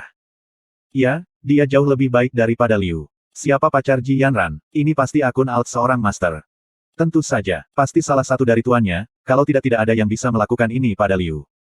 Sementara mereka berbicara, Liu Ke telah kalah, dan skornya tetap pada 100 banding 80. Melihat skor ini, yang lain tidak berpikir banyak tetapi Wang tercengang karena skor ini adalah persis apa yang ia dapatkan, tidak lebih dan tidak kurang. Liu kalah dan terkejut sesaat, tidak berharap melihat skor seperti itu. Dia segera mengirim undangan lain dan sepertinya tidak yakin. Hansen setuju. Permainan lain dimulai, dan semua orang mendiskusikan siapa pria misterius ini. Ketika pertandingan berakhir, mereka semua melebarkan mata mereka untuk melihat skor yang sama persis. Skornya masih 100 hingga 80, tidak lebih, tidak kurang. Liu Ke tidak bisa mempercayainya sendiri. Dia bertanya pada Wang Long, "Panjang, ketika kamu mengatakan kamu kalah 20 kali dalam ketiga putaran, apakah seperti ini?" Wang Long mengangguk dengan getir. Dia tidak berharap ini terjadi dengan Liu lagi. "Aku harus mencoba." Li Ze terlihat serius, dan mengirim undangan ke My Girlfriend is Jianran. "Liu, siapa pria itu? Dia pasti pemain utama yang menggunakan akun alt." "Aku tidak tahu." Liu Ke tersenyum masam dan menggelengkan kepalanya. Dia benar-benar tidak bisa memikirkan siapapun yang akan melakukan ini padanya. Dia tahu kurang dari 5 bisa, tetapi tidak ada yang mau. "Bagaimana kamu tidak tahu?" Teman-temannya menolak untuk mempercayainya. Namun segera, mata mereka tertuju pada permainan Li Ze. Li Ze, pemain ketujuh terbaik tahun lalu, seorang selebritas di Hand of God sudah ketinggalan banyak dalam game ini. Itu tampak sama seperti ketika Liu sedang bermain. Jika mereka tidak melihat kartu identitas dan tangan Li, mereka akan berpikir itu masih permainan Liu. Penghapusan total. Li Ze bahkan tidak punya cara untuk melawan. Pacar Jianran sangat mengesankan. Apakah ini nyata? Li bisa kalah seperti ini. Apakah ada orang di kampus yang bisa melakukan ini? Ouyang Xiaoshan dan Li Yufeng seharusnya bisa melakukan ini. Pacar Jianran adalah Ouyang Xiaoshan atau Li Yufeng. Ketika orang banyak bergosip, dagunya hampir jatuh ke tanah ketika melihat skor. Wang Long adalah satu-satunya yang merasa lega. 100 hingga 80, lagi. Tetapi jika bahkan Li Ze memiliki skor yang sama, maka kehilangan saya sama sekali tidak masalah, pikir Wang Long. Li melihat skor dan wajahnya berkedut. Sekali lagi dia mengirim undangan dengan tenang. Dia tahu dia bukan tandingan lawannya, tetapi ingin memastikan apakah skor ini bukan kebetulan. Lawannya menerima undangan itu dan permainan dimulai lagi. Pada saat ini keheningan jatuh di ruang permainan dan tidak ada yang mengetik. Menyaksikan pertandingan dalam diam, semua ingin tahu apakah 20 poin itu disengaja. Jika seseorang dengan sengaja mengendalikan selisihnya menjadi 20, itu menjengkelkan hanya untuk memikirkannya. Mereka tidak bisa membayangkan orang macam apa yang bisa melakukan ini pada Li Ze. Ketika skor kembali di 100 banding 80, semua berpikir diri mereka pasti gila. Li Ze dipukuli, atau dihina sepenuhnya. Lawannya bahkan tidak berusaha, tetapi hanya bermain dengan Li. Mereka tidak bisa membayangkan kesenjangan dalam kekuatan. Sekarang semua orang curiga bahwa itu adalah Ouyang Xiaoshan atau Li Yufeng di belakang ide itu. Di seluruh sekolah, hanya mereka berdua yang mungkin memiliki kemampuan seperti itu. Mungkin. Li mengirim pesan ke My Girlfriend is Ji Yanran, siapa kamu? Setelah beberapa saat, Han Sen menjawab tanpa menjawab pertanyaan Li Ze, ada yang mau main. Semua orang diam, melihat bahkan Li Ze hilang seperti itu, siapa yang berani pergi? Siapapun yang pergi akan kehilangan dengan menyedihkan. Liu Ke tidak bisa membantu tetapi bertanya, siapa kamu?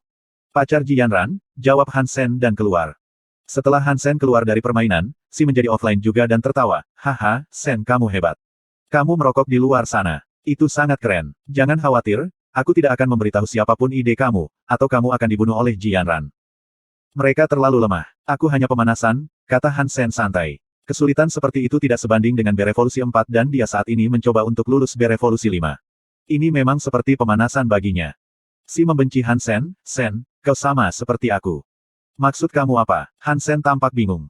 Berpura-pura sampai kita berhasil, kata si serius, dan kemudian tidak bisa menahan tawa. Han Sen dan Si tidak tahu siapa yang telah mereka kalahkan atau badai apa yang dipicu di Black Hawk.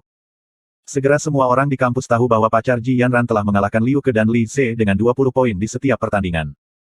Orang-orang semua menebak siapa pacar Ji Yan dan apakah dia benar-benar pacarnya. Tidak ada yang mengira itu pada awalnya, tetapi sekarang orang-orang tahu betapa dia pemain hebat dan berpikir seseorang seperti itu harus menghargai reputasinya dan tidak akan pernah membuat lelucon seperti itu. Ketika pergi ke gym, Ji Yanran merasa dunia ini gila ketika orang-orang mulai bertanya siapa pacarnya. Bab 126. Yanran, kita telah menjadi teman sekamar selama 3 tahun. Tidak apa-apa kamu tidak memberitahu orang lain, tapi kenapa kamu tidak memberitahuku? Ku Lili bertanya pada Ji Yanran, nyengir. Memberitahu Anda apa? Ji Yanran bingung. Siapa pacarmu? Bagaimana kerahasiaannya juga untukku? Kata Ku Lili, cemberut. Ji Yanran tiba-tiba kesal dan berkata, siapa yang memberitahumu aku punya pacar? Semua orang di kampus tahu sekarang. Pacarmu mengalahkan Liu Ke dan Li Ze di tangan dewa dengan 20 poin.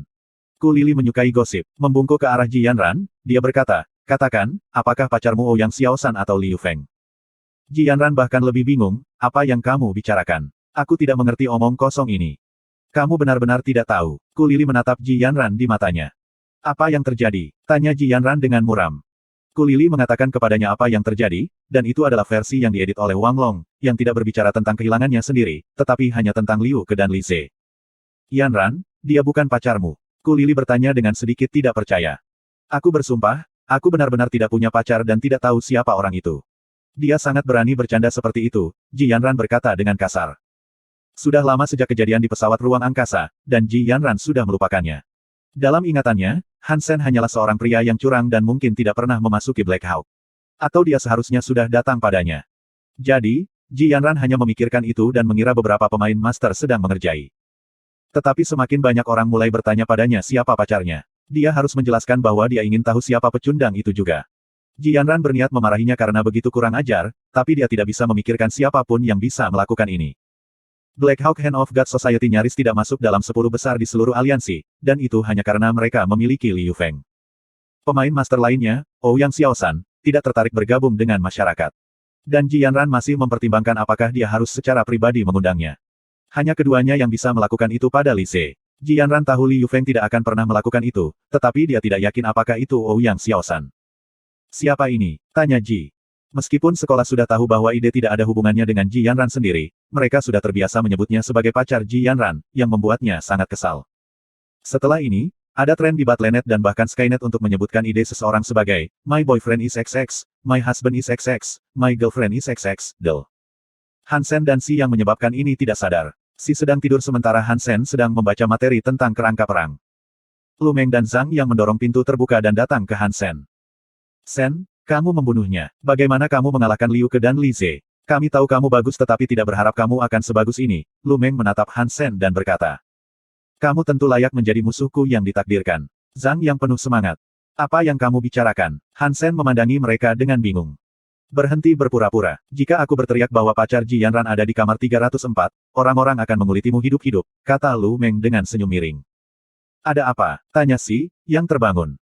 Lu Meng mengatakan kepada mereka gosip yang mereka dengar dan nyengir pada Han Sen. Sen, jika kamu tidak melakukan apa-apa untuk kami akan berbalik melawan kamu. Ji Yanran pasti sangat marah padamu. Banyak orang di luar sana ingin kamu mati sekarang. Si tidak bisa menutup mulutnya. Dia tidak menyadari lawan Han Sen begitu terkenal. Dia pikir mereka lemah. Aku tidak peduli. Han Sen tidak takut. Jika Ji Yanran datang untuk menemukannya, dia akan menyambutnya. Tetapi Si ketakutan dan cepat-cepat berkata, Lu, jangan dipusingkan. Begini caranya. Si menceritakan kisah nyata, dan Lu Meng dan Zhang yang menyadari apa yang terjadi. Zhang yang menepuk pundak Han Sen dan berkata, jadi, Anda berpegang teguh pada saudara laki-laki. Tenang, Sen. Saya jamin tidak ada yang akan tahu itu Anda. Tidak ada pengkhianat di kamar kami. Karena Lu Meng gagal memeras Han Sen, dia menoleh ke Si dan berkata, Si, Sen melakukan upaya seperti itu dan menyinggung begitu banyak orang demi kamu. Bukankah kamu harus melakukan sesuatu? Itu tidak perlu dikatakan. Ayo pergi ke kafetaria dan makan semua nasi putih yang kamu bisa, Si berjanji. Tersesat. Tiga lainnya memberinya jari. Pada masa itu, Han Sen sibuk mempelajari perang. Ketika dia memasuki tempat perlindungan dewa, dia biasanya bersama geng Qin Xuan, berburu makhluk berdarah suci. Mereka telah berhasil 3 kali, tetapi dalam kesempatan itu dia tidak melakukan serangan terakhir, jadi dia tidak mendapatkan jiwa buas dan hanya makan daging pada akhirnya. Tam sekarang telah menjadi pemimpin Fish Gang dan telah mengundang Han Sen untuk berburu 2 kali. Kedua kali mereka berhasil dan Han Sen juga mendapatkan beberapa daging makhluk darah suci. Semua daging yang digabung memberinya 1 poin geno suci dan ia memiliki 40 poin geno suci saat ini. Han Sen tidak puas dengan kemajuan seperti itu dan mulai menyelidiki di mana dia bisa berburu makhluk suci darah sendirian. Dia setidaknya membutuhkan beberapa makhluk mutan. Meo juga memakan sengatan hitam dan membutuhkan pasokan makanan. Menurut kemajuan Han Sen dalam belajar, dia benar-benar bisa mengatasi penilaian semi tahunan dan punya cukup waktu untuk safari. Setelah penelitian berkesinambungan dari berbagai informasi tentang Stella Armor Shelter dan apa yang ditulis oleh orang lain, ia akhirnya memusatkan perhatian pada satu lokasi, Devil Desert.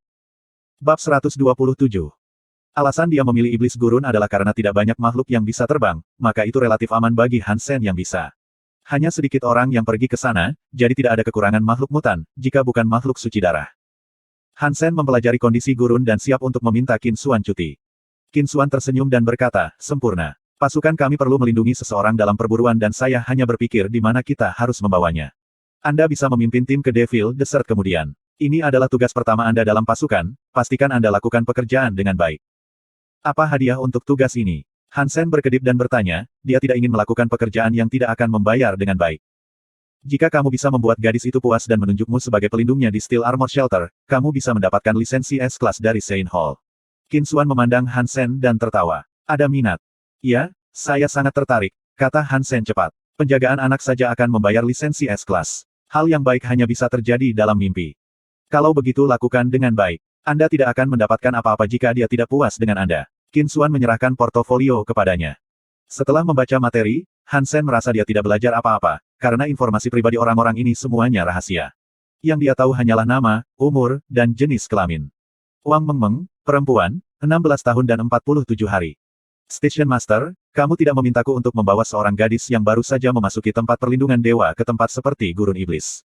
Aku tidak bisa menjamin keselamatannya. Han Sen tampak cemberut. Tentu saja tidak. Ini adalah tugas pertama Anda, jadi saya akan meminta Gambler untuk mengikuti Anda. Anda juga bisa memilih beberapa orang dari Steel Armor Shelter. Qin Xuan tersenyum. Tentang Wang Mengmeng, aku bisa memberitahumu satu hal lagi. Dia adalah teman sekolahmu. Teman sekolahku, Black Hawk, kau pasti bercanda. Dia baru saja memasuki tempat perlindungan dewa dan dengan kebugaran seperti itu, dia bahkan tidak bisa mencapai standar untuk program pendaftaran khusus apapun. Han Sen tidak percaya padanya. Beberapa orang tidak perlu lulus ujian. Kita semua memiliki titik awal yang berbeda, seperti kamu harus melindunginya, dan dia harus dilindungi. Qin Xuan tersenyum. Ingatlah untuk menjaga hubungan yang baik dengannya. Aku tidak tertarik pada gadis kecil, Han Sen mengangkat bahu dan berkata. Qin Xuan memutar matanya ke arahnya dan berkata, pergi pilih beberapa anggota tim di Steel Armor Gang. Anda dapat memilih siapapun selain pemimpin tim. Harus ada kurang dari 10 anggota dan biayanya akan ditanggung oleh pasukan. Han Sen bertanya kepada Su Xiaoqiao dan beberapa orang lainnya yang memiliki gunung mutan. Dia tidak ingin membuang waktu untuk berjalan dan tidak akan menganggap itu tanpa gunung.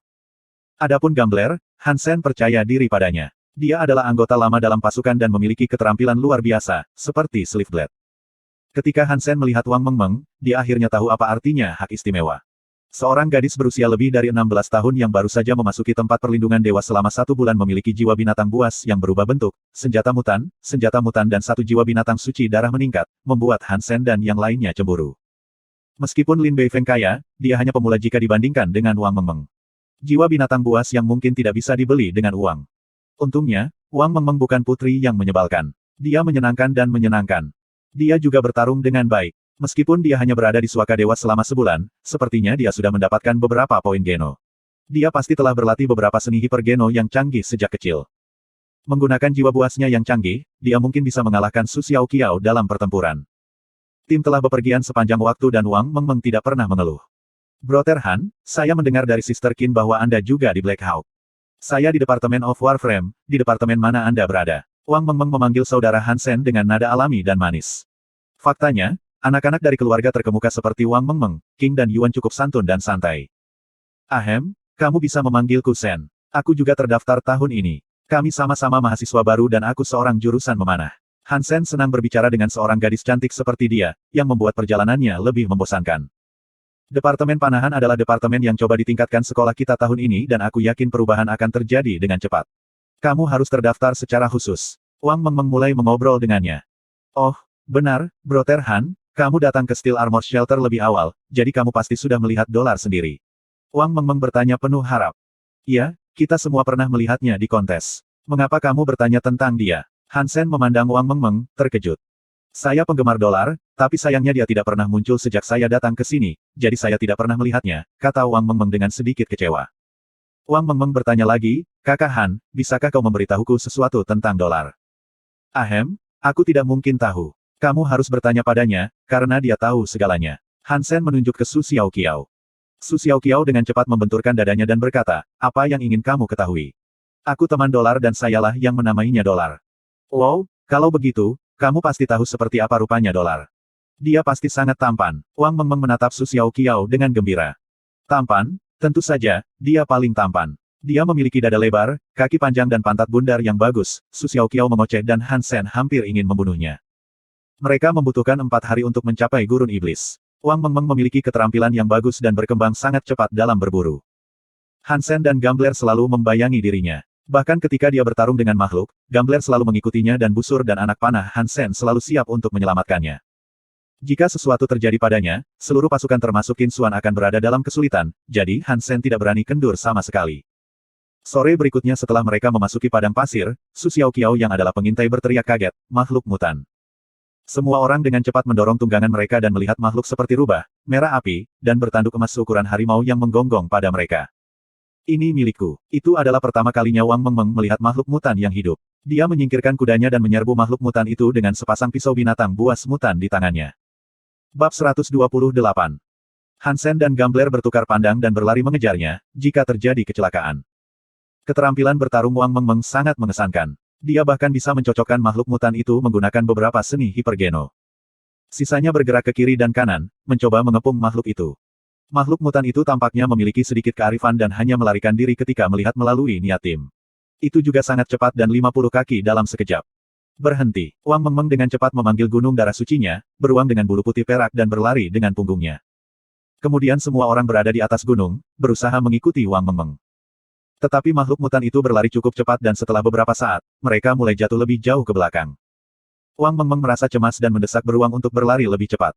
Wang Mengmeng, jangan mengejarnya sendiri. Itu terlalu berbahaya, seru Gambler. Tidak masalah, aku bisa membunuh binatang mutan ini. Tolong cepat. Wang Mengmeng tidak ingin membiarkan makhluk itu lari, jadi dia berlari dengan kecepatan penuh. Han Sen dan Gambler bertukar pandang dan dengan cepat menindaklanjuti, tapi gunung Wang Mengmeng adalah darah suci. Meskipun kekuatan bukanlah pakaian yang kuat, itu masih jauh lebih cepat daripada tunggangan mutan mereka dan segera dia menarik diri dari mereka. Tim hanya bisa mati-matian mendesak tunggangan mereka untuk mengejar ketinggalan dan mencoba untuk tidak terlalu tertinggal. Mereka tidak terlalu khawatir meskipun pasukan mereka dikombinasikan mungkin cukup untuk membunuh makhluk darah suci. Wang Mengmeng melihat sekeliling dan tidak melihat makhluk apapun selain yang ini. Selain itu, Dia cukup dekat dan ingin kehilangan mangsa. Jadi, dia terus mendesak beruang putihnya untuk mengejar makhluk mutan itu. Tidak ada tempat untuk lari sekarang. Dia mengejar makhluk mutan itu ke gundukan, dan makhluk itu menjulurkan lidahnya, terengah-engah dan berbaring, seolah terlalu lelah untuk berlari. Wang Mengmeng melompat dari beruang putih, memanggil pisau dan bergegas ke depan. Makhluk mutan itu tiba-tiba tersenyum seperti orang aneh, yang membuatnya takut. Dan kemudian dia melihat banyak makhluk yang tampak seperti ini meskipun berwarna abu-abu berjalan keluar dari balik bukit pasir. Mereka memenuhi tempat itu segera dan setidaknya jumlahnya ratusan. Wang Mengmeng tiba-tiba terkejut dan tahu bahwa segala sesuatunya telah pergi ke selatan. Makhluk mutan itu cukup licik untuk membawanya ke sarangnya. Meskipun makhluk lain hanyalah makhluk primitif, jumlahnya sangat banyak dan dia tidak pernah bisa menangani semuanya. Wang Mengmeng segera naik ke belakang beruangnya dan melarikan diri, dengan makhluk-makhluk mengejarnya seperti tsunami. Untungnya, Hansen dan Gambler tidak terlalu ketinggalan. Hansen melihat Wang terjebak di tengah-tengah kelompok makhluk, jadi dia memanggil busur tanduknya dan menembakkan panah ke arahnya. Wang Mengmeng dikelilingi oleh makhluk-makhluk itu. Meskipun beruang putih memiliki kekuatan besar dan mengamuk melalui makhluk-makhluk itu, mereka masih berhasil melemparkan diri ke arahnya. Wang Mengmeng mengayunkan lansetnya, tetapi tidak bisa menyingkirkan semua makhluk yang dekat dengannya. Melihat cakar di bahu dan giginya menggigit leher putihnya, Wang Mengmeng putus asa bahwa dia tidak bisa lagi melawan yang satu ini. Pada saat ini, deru diikuti oleh rengekan. Makhluk di punggungnya ditembak melalui panah hitam dan jatuh ke tanah. Suara mendesing, suara mendesing, suara mendesing. Panah datang dari jauh dan masing-masing membunuh makhluk. Segera semua 8 makhluk di sekitarnya terbunuh. Makhluk apapun yang bisa membahayakannya segera ditembak mati dengan panah. Tidak ada panah yang ditembak dengan sia-sia. Seseorang bahkan terbang di dekat wajahnya dan membunuh makhluk di belakangnya tanpa melukai sehelai rambut pun. Kakak Han, Wang Mengmeng melihat Hansen naik ke arahnya sambil menembakkan panah ke arahnya. Semua makhluk di sekitarnya dibunuh olehnya. Wang Mengmeng terkejut dan dipenuhi dengan sukacita. Setidaknya 1 mil darinya, Hansen bisa memiliki keakuratan yang demikian, yang merupakan sesuatu yang belum pernah dilihatnya bahkan di sekolah-sekolah mewah. Di antara beberapa orang lainnya, hanya Su Xiaoqiao yang pandai memanah. Namun, dia bahkan tidak berani menembak ke arahnya dari sejauh ini. Bahkan jika busurnya memungkinkan, dia akan berisiko menyakitinya dengan tingkat keahliannya. Wang Mengmeng sangat gembira dan mendesak beruang putih untuk berlari ke arah Hansen. Sambil memegang pisau, dia mencoba menghentikan makhluk yang datang padanya. Dia tidak khawatir tentang yang tidak bisa dia lawan, karena panah pasti akan muncul tepat waktu untuk membunuh mereka. Jarak antara kedua belah pihak secara bertahap dipersingkat, dan segera mereka bergabung. Ketika tim melihat sekeliling, mereka terkejut melihat ribuan makhluk abu-abu membanjiri mereka. Sial, binatang buas ini sangat licik. Mereka bahkan tahu bagaimana cara memikat kita ke dalam perangkap mereka. Su Xiaoqiao menangis sambil menarik tali busurnya. Ini semua salahku, Wang Mengmeng menyalahkan dirinya sendiri. Sekarang bukan waktu yang tepat. Ada begitu banyak makhluk di sini sehingga kita tidak pernah bisa membunuh mereka semua. Mari kita mencoba untuk bergegas. Hansen menuju ke depan dari mana mereka berasal. Dia tidak pergi jauh sebelum dia melihat pasir di depannya gemetar dan tenggelam. Seekor cacing raksasa yang tampak seperti ulat sutra tetapi dengan ukuran lokomotif keluar dari pasir dan membuka mulutnya yang besar, mencoba melahap mereka. Itu adalah cacing batu. Sial, pasti ada lebih dari satu. Mereka suka berteman. Hansen memaksa tunggangannya untuk mengubah arah untuk menghindari serangannya. Dia merasa agak khawatir karena dia telah membaca tentang cacing batu. Meskipun mereka hanya makhluk primitif, mereka sangat besar dan memiliki kekuatan besar. Selain itu, mereka memiliki kecepatan tinggi ketika merangkak di pasir. Yang pasti, mereka adalah salah satu makhluk paling menakutkan di gurun iblis. Bab 129. Jika Hansen sendirian, dia bisa memanggil jiwa binatang naga bersayap ungu dan terbang. Namun, dia memiliki Wang Mengmeng untuk melindungi dan tidak bisa melakukan itu. Ledakan. Tubuh besar cacing batu jatuh dan membuat lubang di tanah. Pasir beterbangan dan kerikil bergulung, itu lebih mengerikan daripada ledakan granat. Yang lebih menakutkan adalah lebih banyak cacing batu keluar dari bawah tanah dan sejauh yang bisa dilihat oleh tim, tanah ditutupi oleh cacing ini yang jumlahnya setidaknya ratusan. Di depan mereka ada cacing batu dan di belakang mereka ada pasang surut makhluk mirip rubah. Mereka dikepung oleh makhluk-makhluk itu. Hansen dan Gambler saling memandang dan memahami pikiran masing-masing. Gambler mengertakkan gigi dan berkata, kamu melindunginya, aku akan membersihkan jalannya. Gambler mengambil kembali kudanya dan bergegas menuju makhluk mirip rubah itu. Dia bahkan lebih cepat dari tunggangan mutannya. Dengar, ikuti Gambler keluar dan siapapun yang tertinggal akan mati, kata Hansen, mengangkat Wang Mengmeng dari belakang beruang putihnya untuk mendudukkannya di belakangnya. Dia menangis, game sudah berakhir. Sekarang pegang aku dan kita akan berjuang untuk hidup kita. Wang Mengmeng bertarung dengan baik dan memiliki banyak jiwa buas. Namun, dalam huru-hara seperti ini, seorang gadis yang tidak berpengalaman seperti dia tidak akan bisa bertahan hidup. Ketika hidup dan mati, hanya para veteran yang telah mengembangkan insting akut yang memiliki peluang lebih besar untuk bertahan hidup. Wang Mengmeng buru-buru memeluk Hansen dari belakang. Hansen mendesak binatang buas bermata tiga miliknya bermunculan dan gunung yang seperti banteng itu melenguh saat menyerbu binatang buas seperti rubah. Gambler memimpin jalan dengan satu jambia di masing-masing tangan. Para jambia berkedip di tangannya seperti kupu-kupu, menggorok leher semua makhluk di dekatnya. Tidak ada yang bisa menghentikannya dan jalan berdarah tertinggal di belakangnya. Hansen bergegas ke jalan itu dan panahnya tidak pernah berhenti, membunuh semua makhluk yang berusaha berkumpul. Namun, dia hanya memiliki 50 panah set baja, yang telah habis. Yang dia miliki sekarang adalah panah jiwa buas, yang bisa diambil kembali dan digunakan lagi, tetapi proses itu terlalu lambat baginya. Hansen harus mengetuk beberapa makhluk dengan busur tanduknya. Anggota tim lainnya juga telah berjuang dengan segala upaya, ingin membersihkan jalan keluar dari makhluk yang tak ada habisnya. Di belakang mereka, cacing-cacing batu mengejar dengan kecepatan yang luar biasa. Setelah tertangkap oleh mereka, tidak akan ada cara lain untuk bertahan hidup selain terbang. Darah terciprat dan mereka hampir berhasil. Kemudian makhluk mutan yang Wang Mengmeng mengejar di tempat pertama melolong, berdiri di gundukan yang jauh dari mereka. Dan kemudian mereka melihat lebih banyak makhluk datang ke arah mereka dari segala arah. Bahkan ada beberapa makhluk bertanduk hitam mirip rubah yang hampir persis seperti makhluk mutan hanya dengan bulu putih. Melihat makhluk putih itu, hati semua orang tenggelam. Su Xiaoqiao menangis, tidak mungkin. Makhluk mutan itu bukan makhluk mutan, tetapi Raja Darah Suci dari semua makhluk mirip rubah ini. Yang putih ini adalah makhluk mutan. Kami telah menusuk sarang lebah. Wang Mengmeng melihat makhluk mutan putih di antara yang lain dan merasa malu. Ada begitu banyak makhluk mutan yang sepertinya seluruh tim akan mati di sini. Gambler berseru di depan, sialan, itu adalah Raja Darah Suci. Ada terlalu banyak makhluk mutan yang tidak bisa aku teruskan. Hansen berkata kepada Wang Mengmeng yang duduk di belakangnya, berikan aku lancetmu. Wang Mengmeng berhenti dan memindahkan lancet jiwa buas mutannya ke Hansen.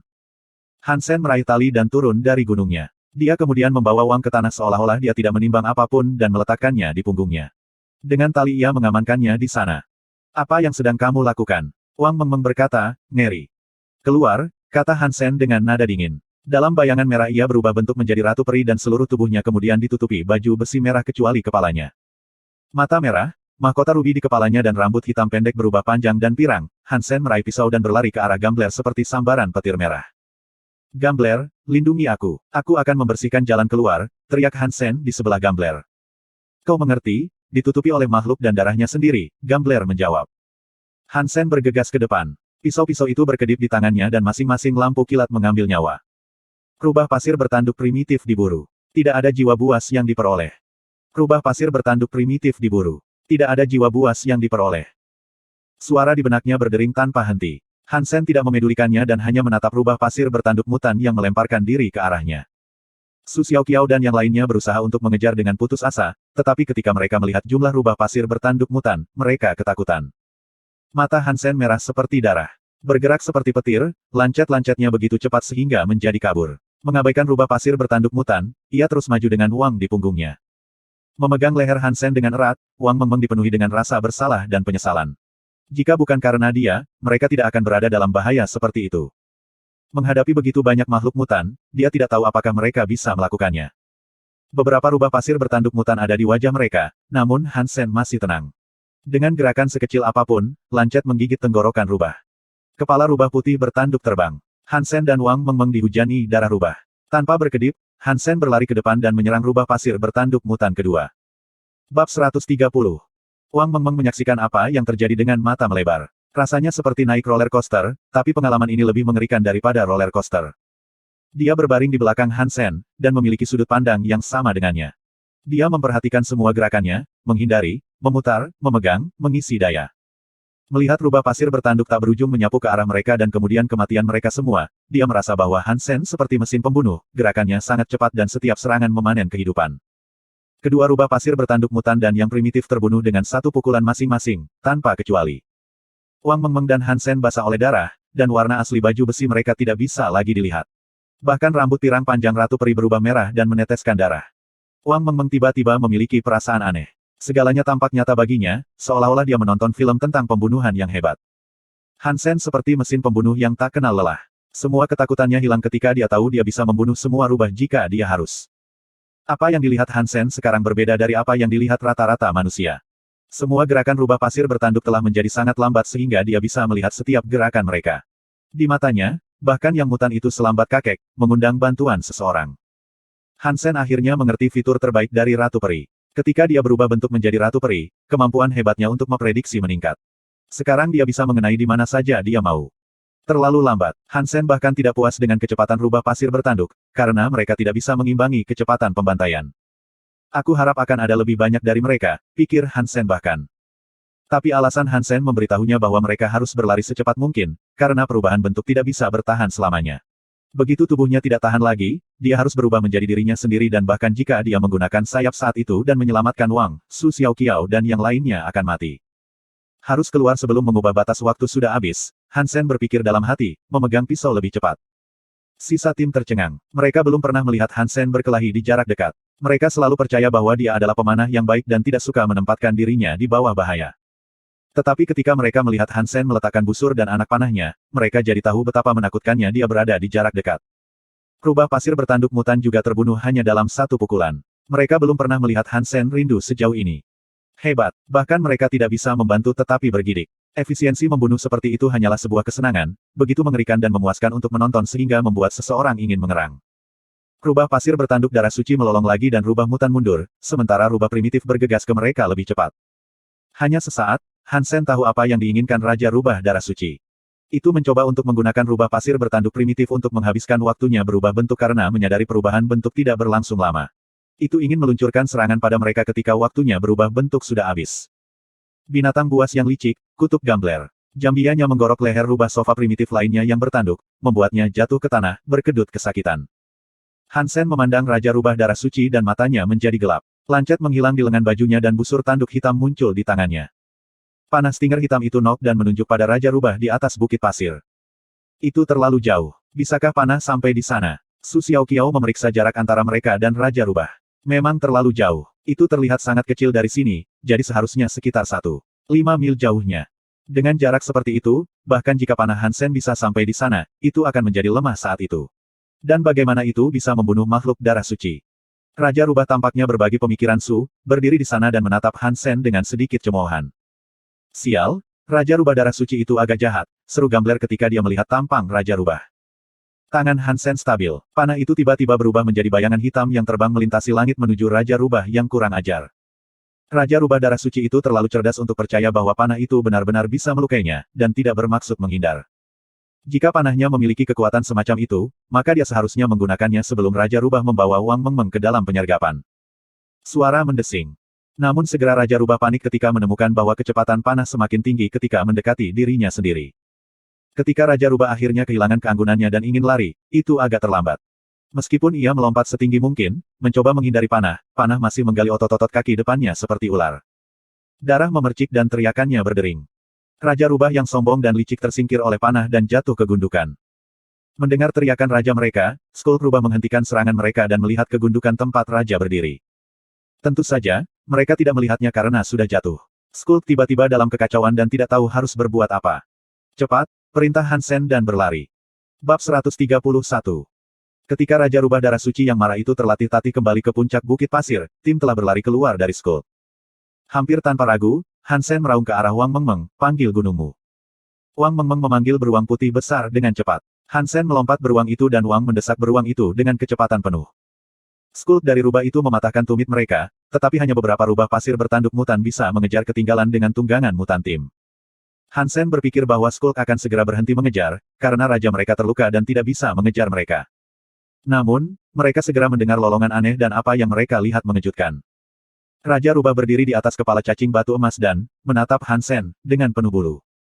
F** tanda pagar K. Raja rubah ini abnormal. Bagaimana bisa memerintahkan cacing batu? Apakah cacing batu juga makhluk darah suci? Seru Su Xiaoqiao. Tim melihat cacing batu emas mendekati mereka dengan kecepatan tinggi dan ngeri. Kau pergi ke timur, aku akan pergi ke barat. Hansen kemudian meminta Wang Mengmeng untuk mengendalikan beruangnya untuk pergi ke barat. Sekarang Wang Mengmeng hampir mempercayai Hansen secara membabi buta dan bahkan tidak memikirkannya sebelum melakukan apa yang dikatakannya.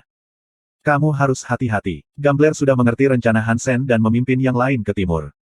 Raja rubah memerintahkan cacing batu dan rubah mutan untuk mengejar Han dan Wang segera. Seekor rubah tidak pernah lupa. Itu tidak akan pernah menyerah sampai mencabik-cabik Hansen. Hansen sudah mengambil Ratu Peri kembali untuk menyelamatkan kekuatannya. Dia juga melepaskan ikatan tali dan mendudukkan Wang di depannya sehingga dia bisa mengendalikan beruang dengan lebih baik.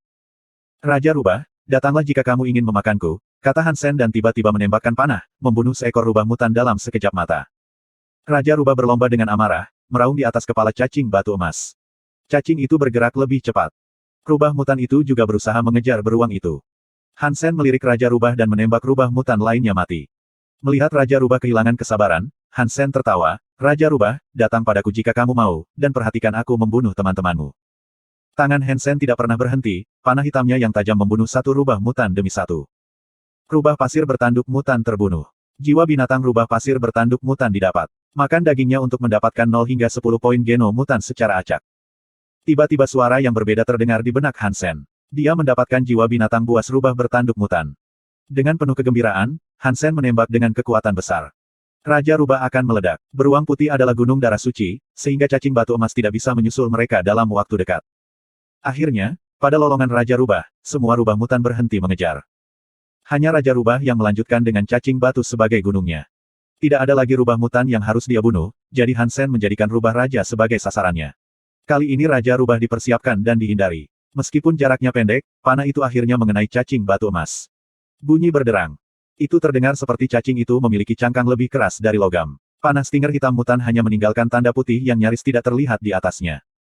Hansen terkejut dengan kejutan. Benar saja, cacing batu emas juga merupakan makhluk suci darah. Saudara Han, sekarang apa yang harus kita lakukan? Beruang putih itu lebih lambat daripada cacing batu emas. Mereka pada akhirnya akan menyusul, tanya Wang Mengmeng, mengendarai beruang itu. Dia tidak terdengar takut atau khawatir, karena beberapa alasan, dia percaya Hansen selalu bisa mengurus masalah. Dalam pelarian berbahaya seperti itu, dia bahkan tidak memiliki perasaan krisis. Meskipun kadang-kadang ada beberapa makhluk di depan mereka, mereka akan berhamburan saat melihat cacing batu emas. Karenanya mereka tidak menemui kendala dalam perjalanan. Cacing batu hanya cepat di padang pasir. Jika kita bisa keluar dari sini, kita harus bisa menyingkirkannya, Hansen merenung dan berkata. Ini penuh pasir dan batu di sini. Saya tidak melihat warna lain. Wang Mengmeng melihat sekeliling berkata dengan kecewa, hanya bukit pasir dan bukit berbatu. Mata Hansen tiba-tiba menyala. Menunjuk ke satu arah, dia berkata, pergilah ke sana. Wang Mengmeng mengikuti perintahnya dan mendesak beruang itu pergi. Segera dia menemukan mereka berada di tebing yang menghadap ke lembah yang dalam. Jalan setapak berakhir dan lembah itu setidaknya selebar 100 kaki. Saudara Han, kita tidak punya tempat untuk pergi. Seru Wang Mengmeng. Pergi, kata Hansen tanpa ekspresi. Tidak, beruang putih tidak bisa melompat sejauh ini, Wang Mengmeng cepat berkata, melihat beruang putih besar mendekati tepi. Percayalah padaku. Pergi, kata Hansen dengan tegas, sambil menunjuk panah pada Raja Rubah. Mengetahui keputusasaan mereka, Raja Rubah tampak kejam dan senang. Yah, Brother Han, aku percaya padamu. Pergi. Wang Mengmeng memerintahkan beruangnya untuk bergegas dari tepi dengan kecepatan penuh. Dengan kepercayaan buta pada Hansen, Wang Mengmeng berusaha membuat hal yang mustahil terjadi. Di belakang mereka, cacing batu emas semakin dekat. Raja Rubah menyaksikan kedua manusia itu dengan kejam. Menunjuk panah pada Raja Rubah, Hansen tidak menembak. Kakak Han, Wang Mengmeng menjerit dan menutup matanya saat beruang putih berlari dari tepi. Hansen akhirnya menembakkan panah, melingkarkan tangannya di pinggangnya, dan menutupi matanya dengan tangan satunya.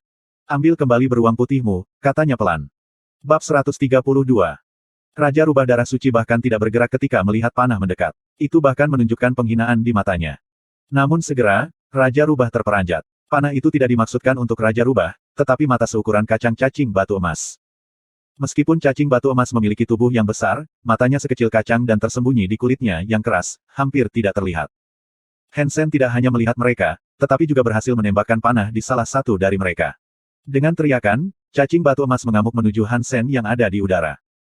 Raja Rubah darah suci memiliki kecerdasan yang sangat tinggi, tetapi cacing batu emas hanya beroperasi berdasarkan insting.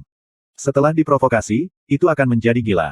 Sudah terlambat bagi Raja Rubah untuk menghentikannya, jadi ia melompat dari cacing dengan kakinya yang terluka secepat mungkin sebelum cacing itu jatuh dari tebing.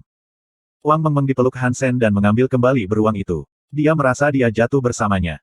Dengan sentakan tiba-tiba, dia merasakan tanah di bawah kakinya. Dampaknya tidak terlalu kuat, seolah-olah mereka telah melompat dari suatu tempat 3 atau 4 kaki di atas tanah.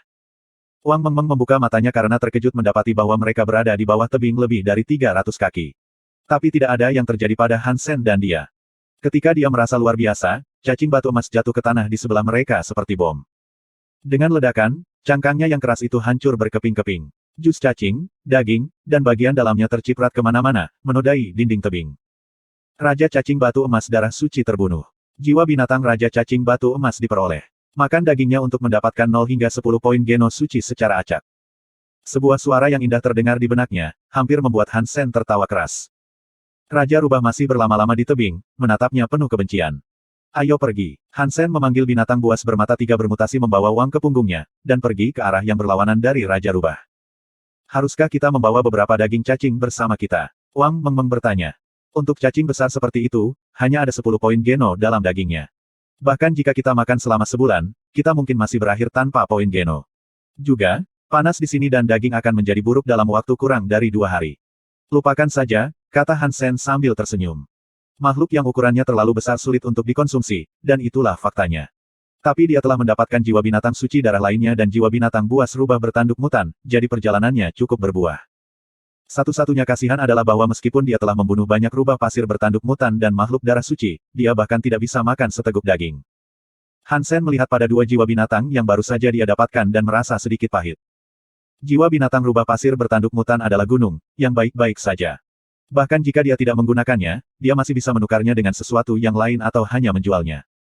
Bagian yang mengganggu adalah jiwa binatang dari Raja Cacing Batu Emas. Ternyata itu adalah hewan peliharaan jiwa binatang suci darah. Hansen telah memberi makan Meout untuk beberapa waktu sekarang, tetapi tidak pernah berubah. Ini adalah hewan peliharaan yang suci darah, dan dewa tahu berapa banyak daging yang dibutuhkan untuk berubah. Dan hewan peliharaan darah suci harus diberi makan dengan daging darah suci, kalau tidak akan memakan waktu lebih lama.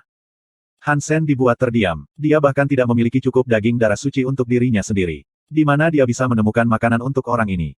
Hansen mencoba memanggil Raja Cacing Batu Emas dan berpikir itu harus besar. Ketika itu muncul, Hansen melihat bahwa itu hanya cacing sutra mini emas, tidak terlihat paling mengesankan.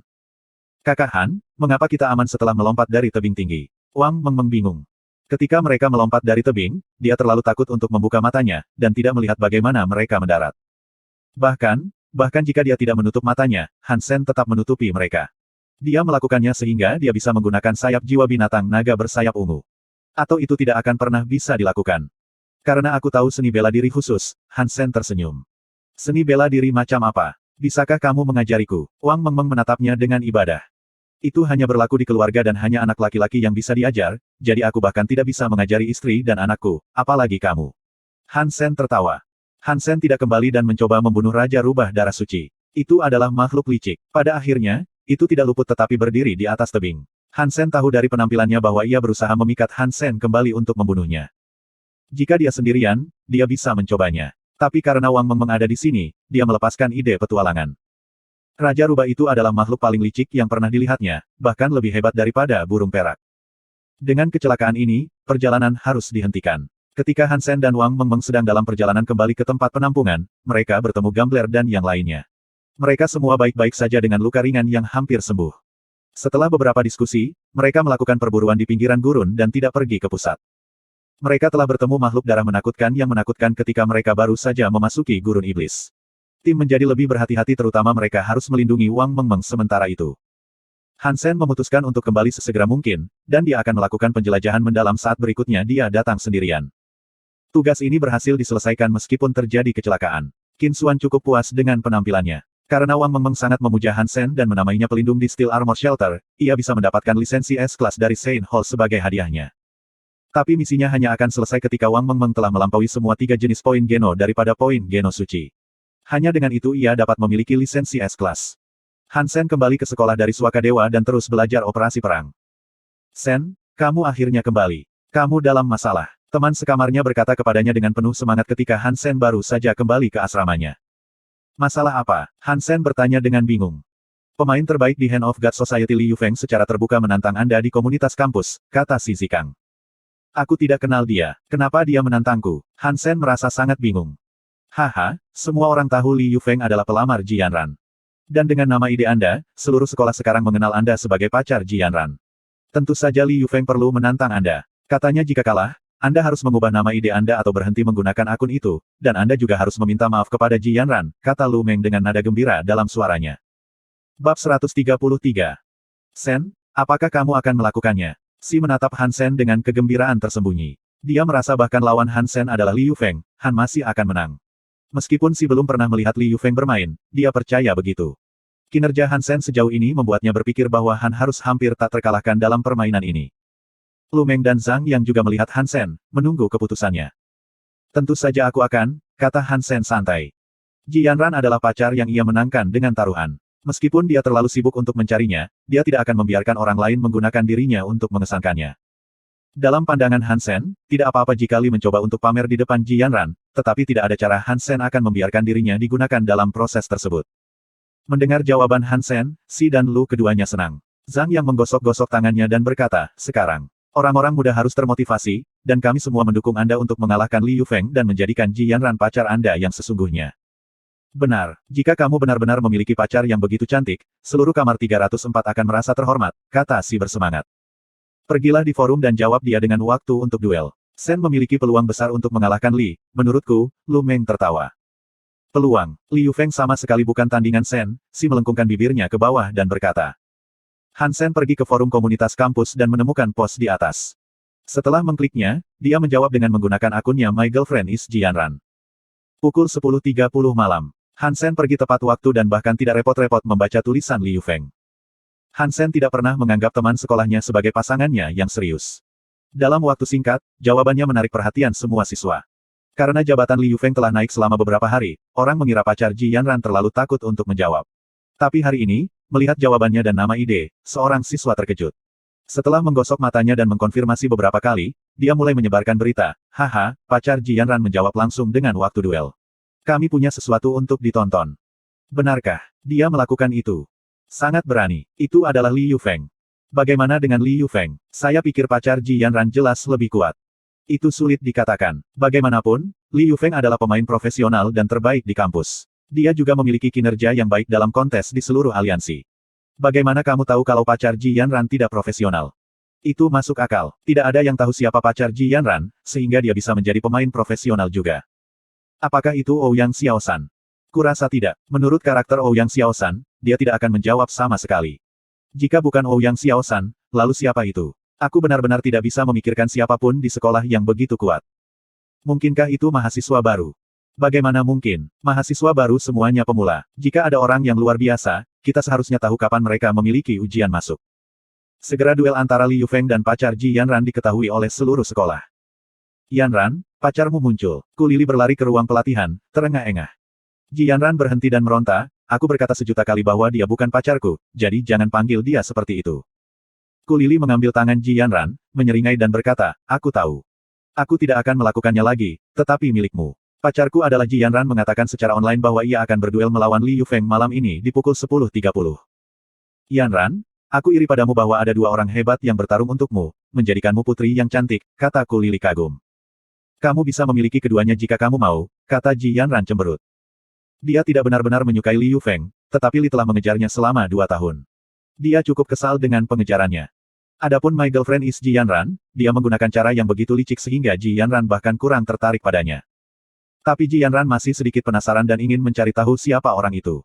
Selain memukulnya, dia juga ingin tahu siapa yang memiliki tingkat sebagus Li Yufeng dan Ouyang Xiaoshan. Jika dia tidak berada di luar keselamatan, dia dapat mempertimbangkan untuk merekrutnya ke dalam masyarakatnya sehingga peringkat mereka tahun ini dapat lebih ditingkatkan. Aku mau, tetapi mereka tidak melakukannya untukku, keluh Ku Lili. Jika ada dua pria yang berduel untukku, aku akan memberi mereka kesempatan. Dasar tolol, kamu bilang pukul 10.30 malam ini, kan? Ji Yanran bertanya. Ya, pacarmu mengatakan itu, kata Ku Lili. Ji Yanran tidak bisa berkata apa-apa, tapi dia tidak akan memperbaiki Ku Lili. Bahkan, seluruh sekolah memanggilnya begitu dan dia tidak berdaya. Kali ini aku akan mencari tahu siapa kamu. Ji Yanran berhenti berlatih dan kembali untuk bersiap-siap melihat duel mereka. Begitu dia menyaksikan orang itu bermain, dia seharusnya bisa tahu siapa dia dari gayanya. Kecuali dia bukan salah satu pemain di kampus, dia akan punya ide. Setelah Li Yufeng melihat jawabannya, matanya menyala dan melanjutkan pelatihan tangan Tuhannya. Bos, pacar Ji Yanran menjawab, seorang pria kurus masuk dan berseru. Li Yufeng tiba-tiba mengerutkan kening padanya, jadi pria kurus itu dengan cepat mengoreksi dirinya sendiri. Tidak, pria tercela itu menjawab pukul 10.30 malam ini. Aku sudah melihatnya, kata Li Yufeng dengan santai. Bos, kamu harus menendang pantatnya kali ini, dan membuktikan nilai masyarakat kita, kata pria kurus itu. Aku tidak akan bersikap mudah padanya, kata Li Yufeng dengan dingin. Bab 134. Duel ini telah menarik perhatian seluruh sekolah. Tidak ada yang berani berjudi di sekolah militer, tetapi siswa bertaruh secara pribadi dan lebih banyak bertaruh pada Li Yufeng. Bagaimanapun, Li Yufeng adalah pemain terbaik di kampus dan keterampilannya memang luar biasa. Selama 2 tahun terakhir, alasan Black Hawk mendapat peringkat bagus di aliansi adalah dia. Jadi siswa mempercayainya. Pada jam 10.30 malam, Battle.net memiliki sejumlah siswa yang online.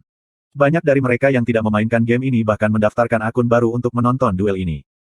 Ji Yanran juga menonton. Ketika dia melihat Liu Feng memiliki ruang permainan diatur, dia memasuki ruangan.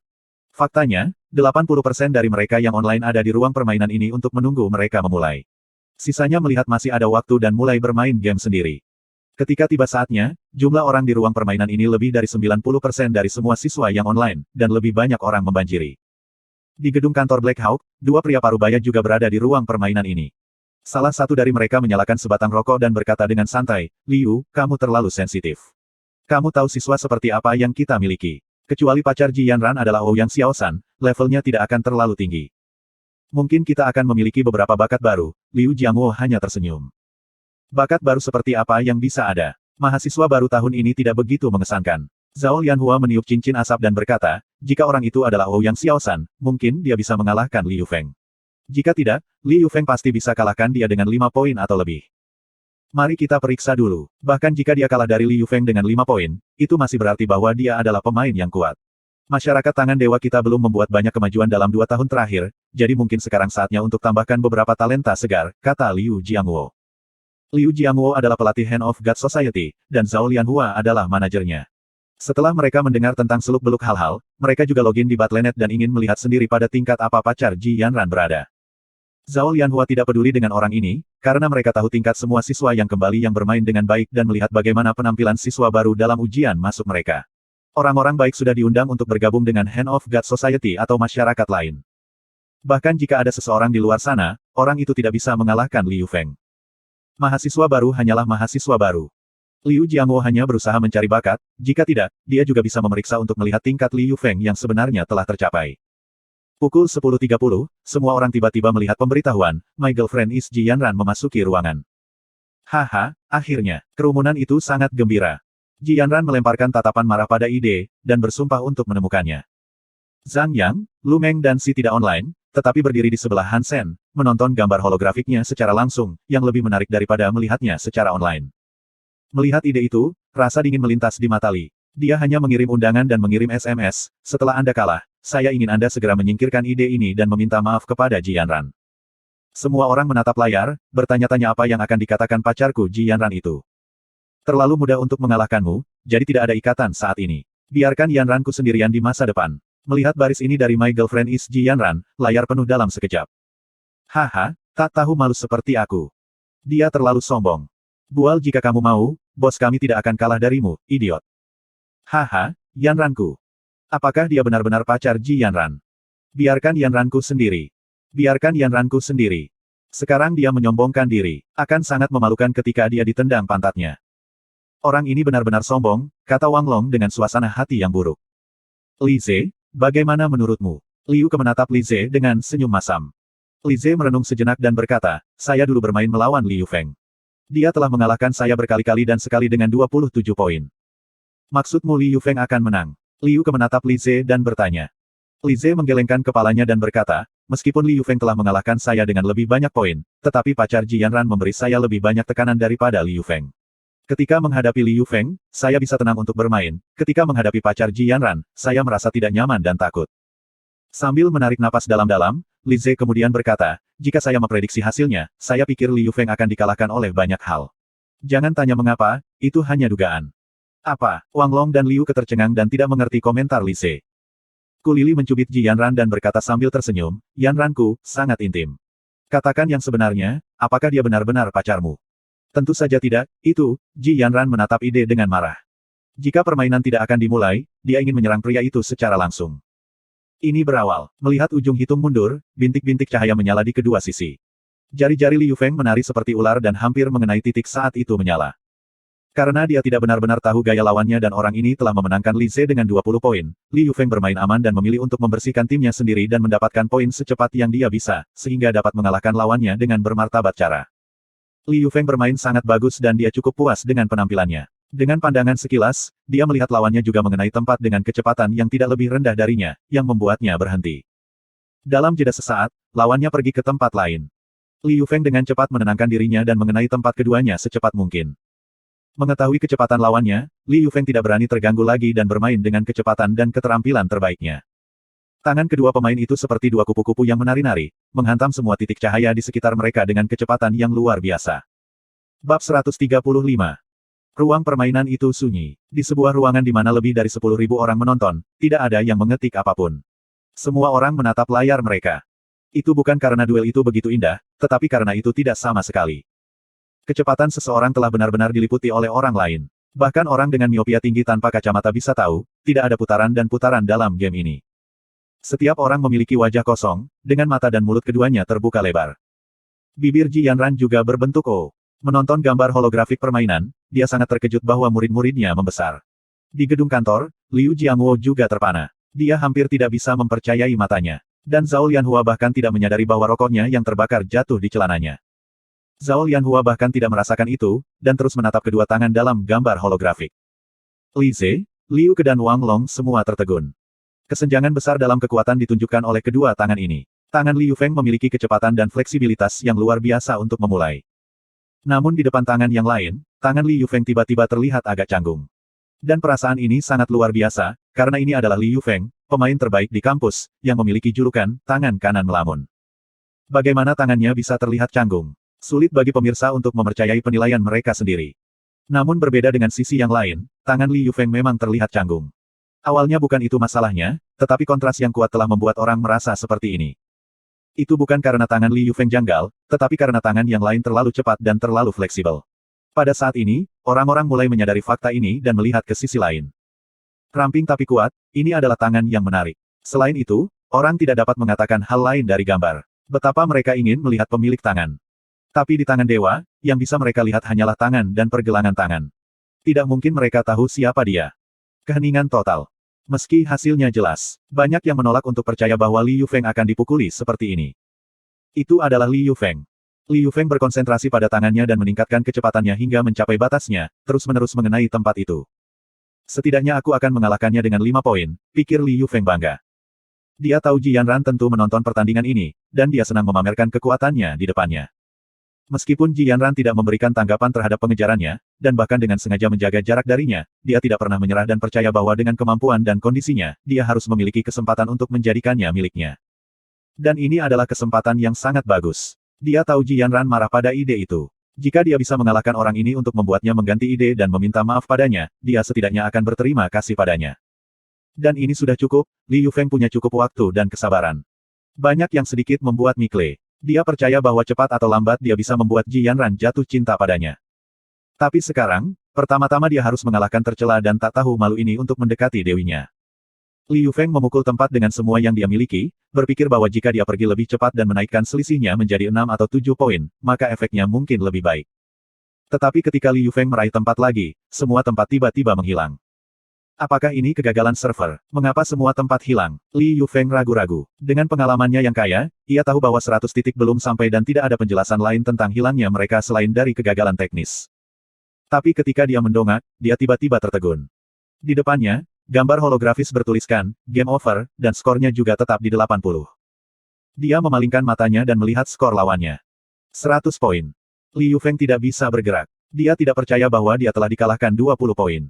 Dia tidak bisa mempercayai ini. Tidak juga siapapun yang mengenal Liu Feng dan keterampilannya di game ini. Semua orang menatap kosong pada skor itu, dan tidak ada yang bersuara. Apa yang dikatakan Hansen baru saja menarik ketika mereka berpikir kembali. Terlalu mudah untuk mengalahkanmu, jadi tidak ada ikatan saat ini. Biarkan Yanranku sendirian di masa depan.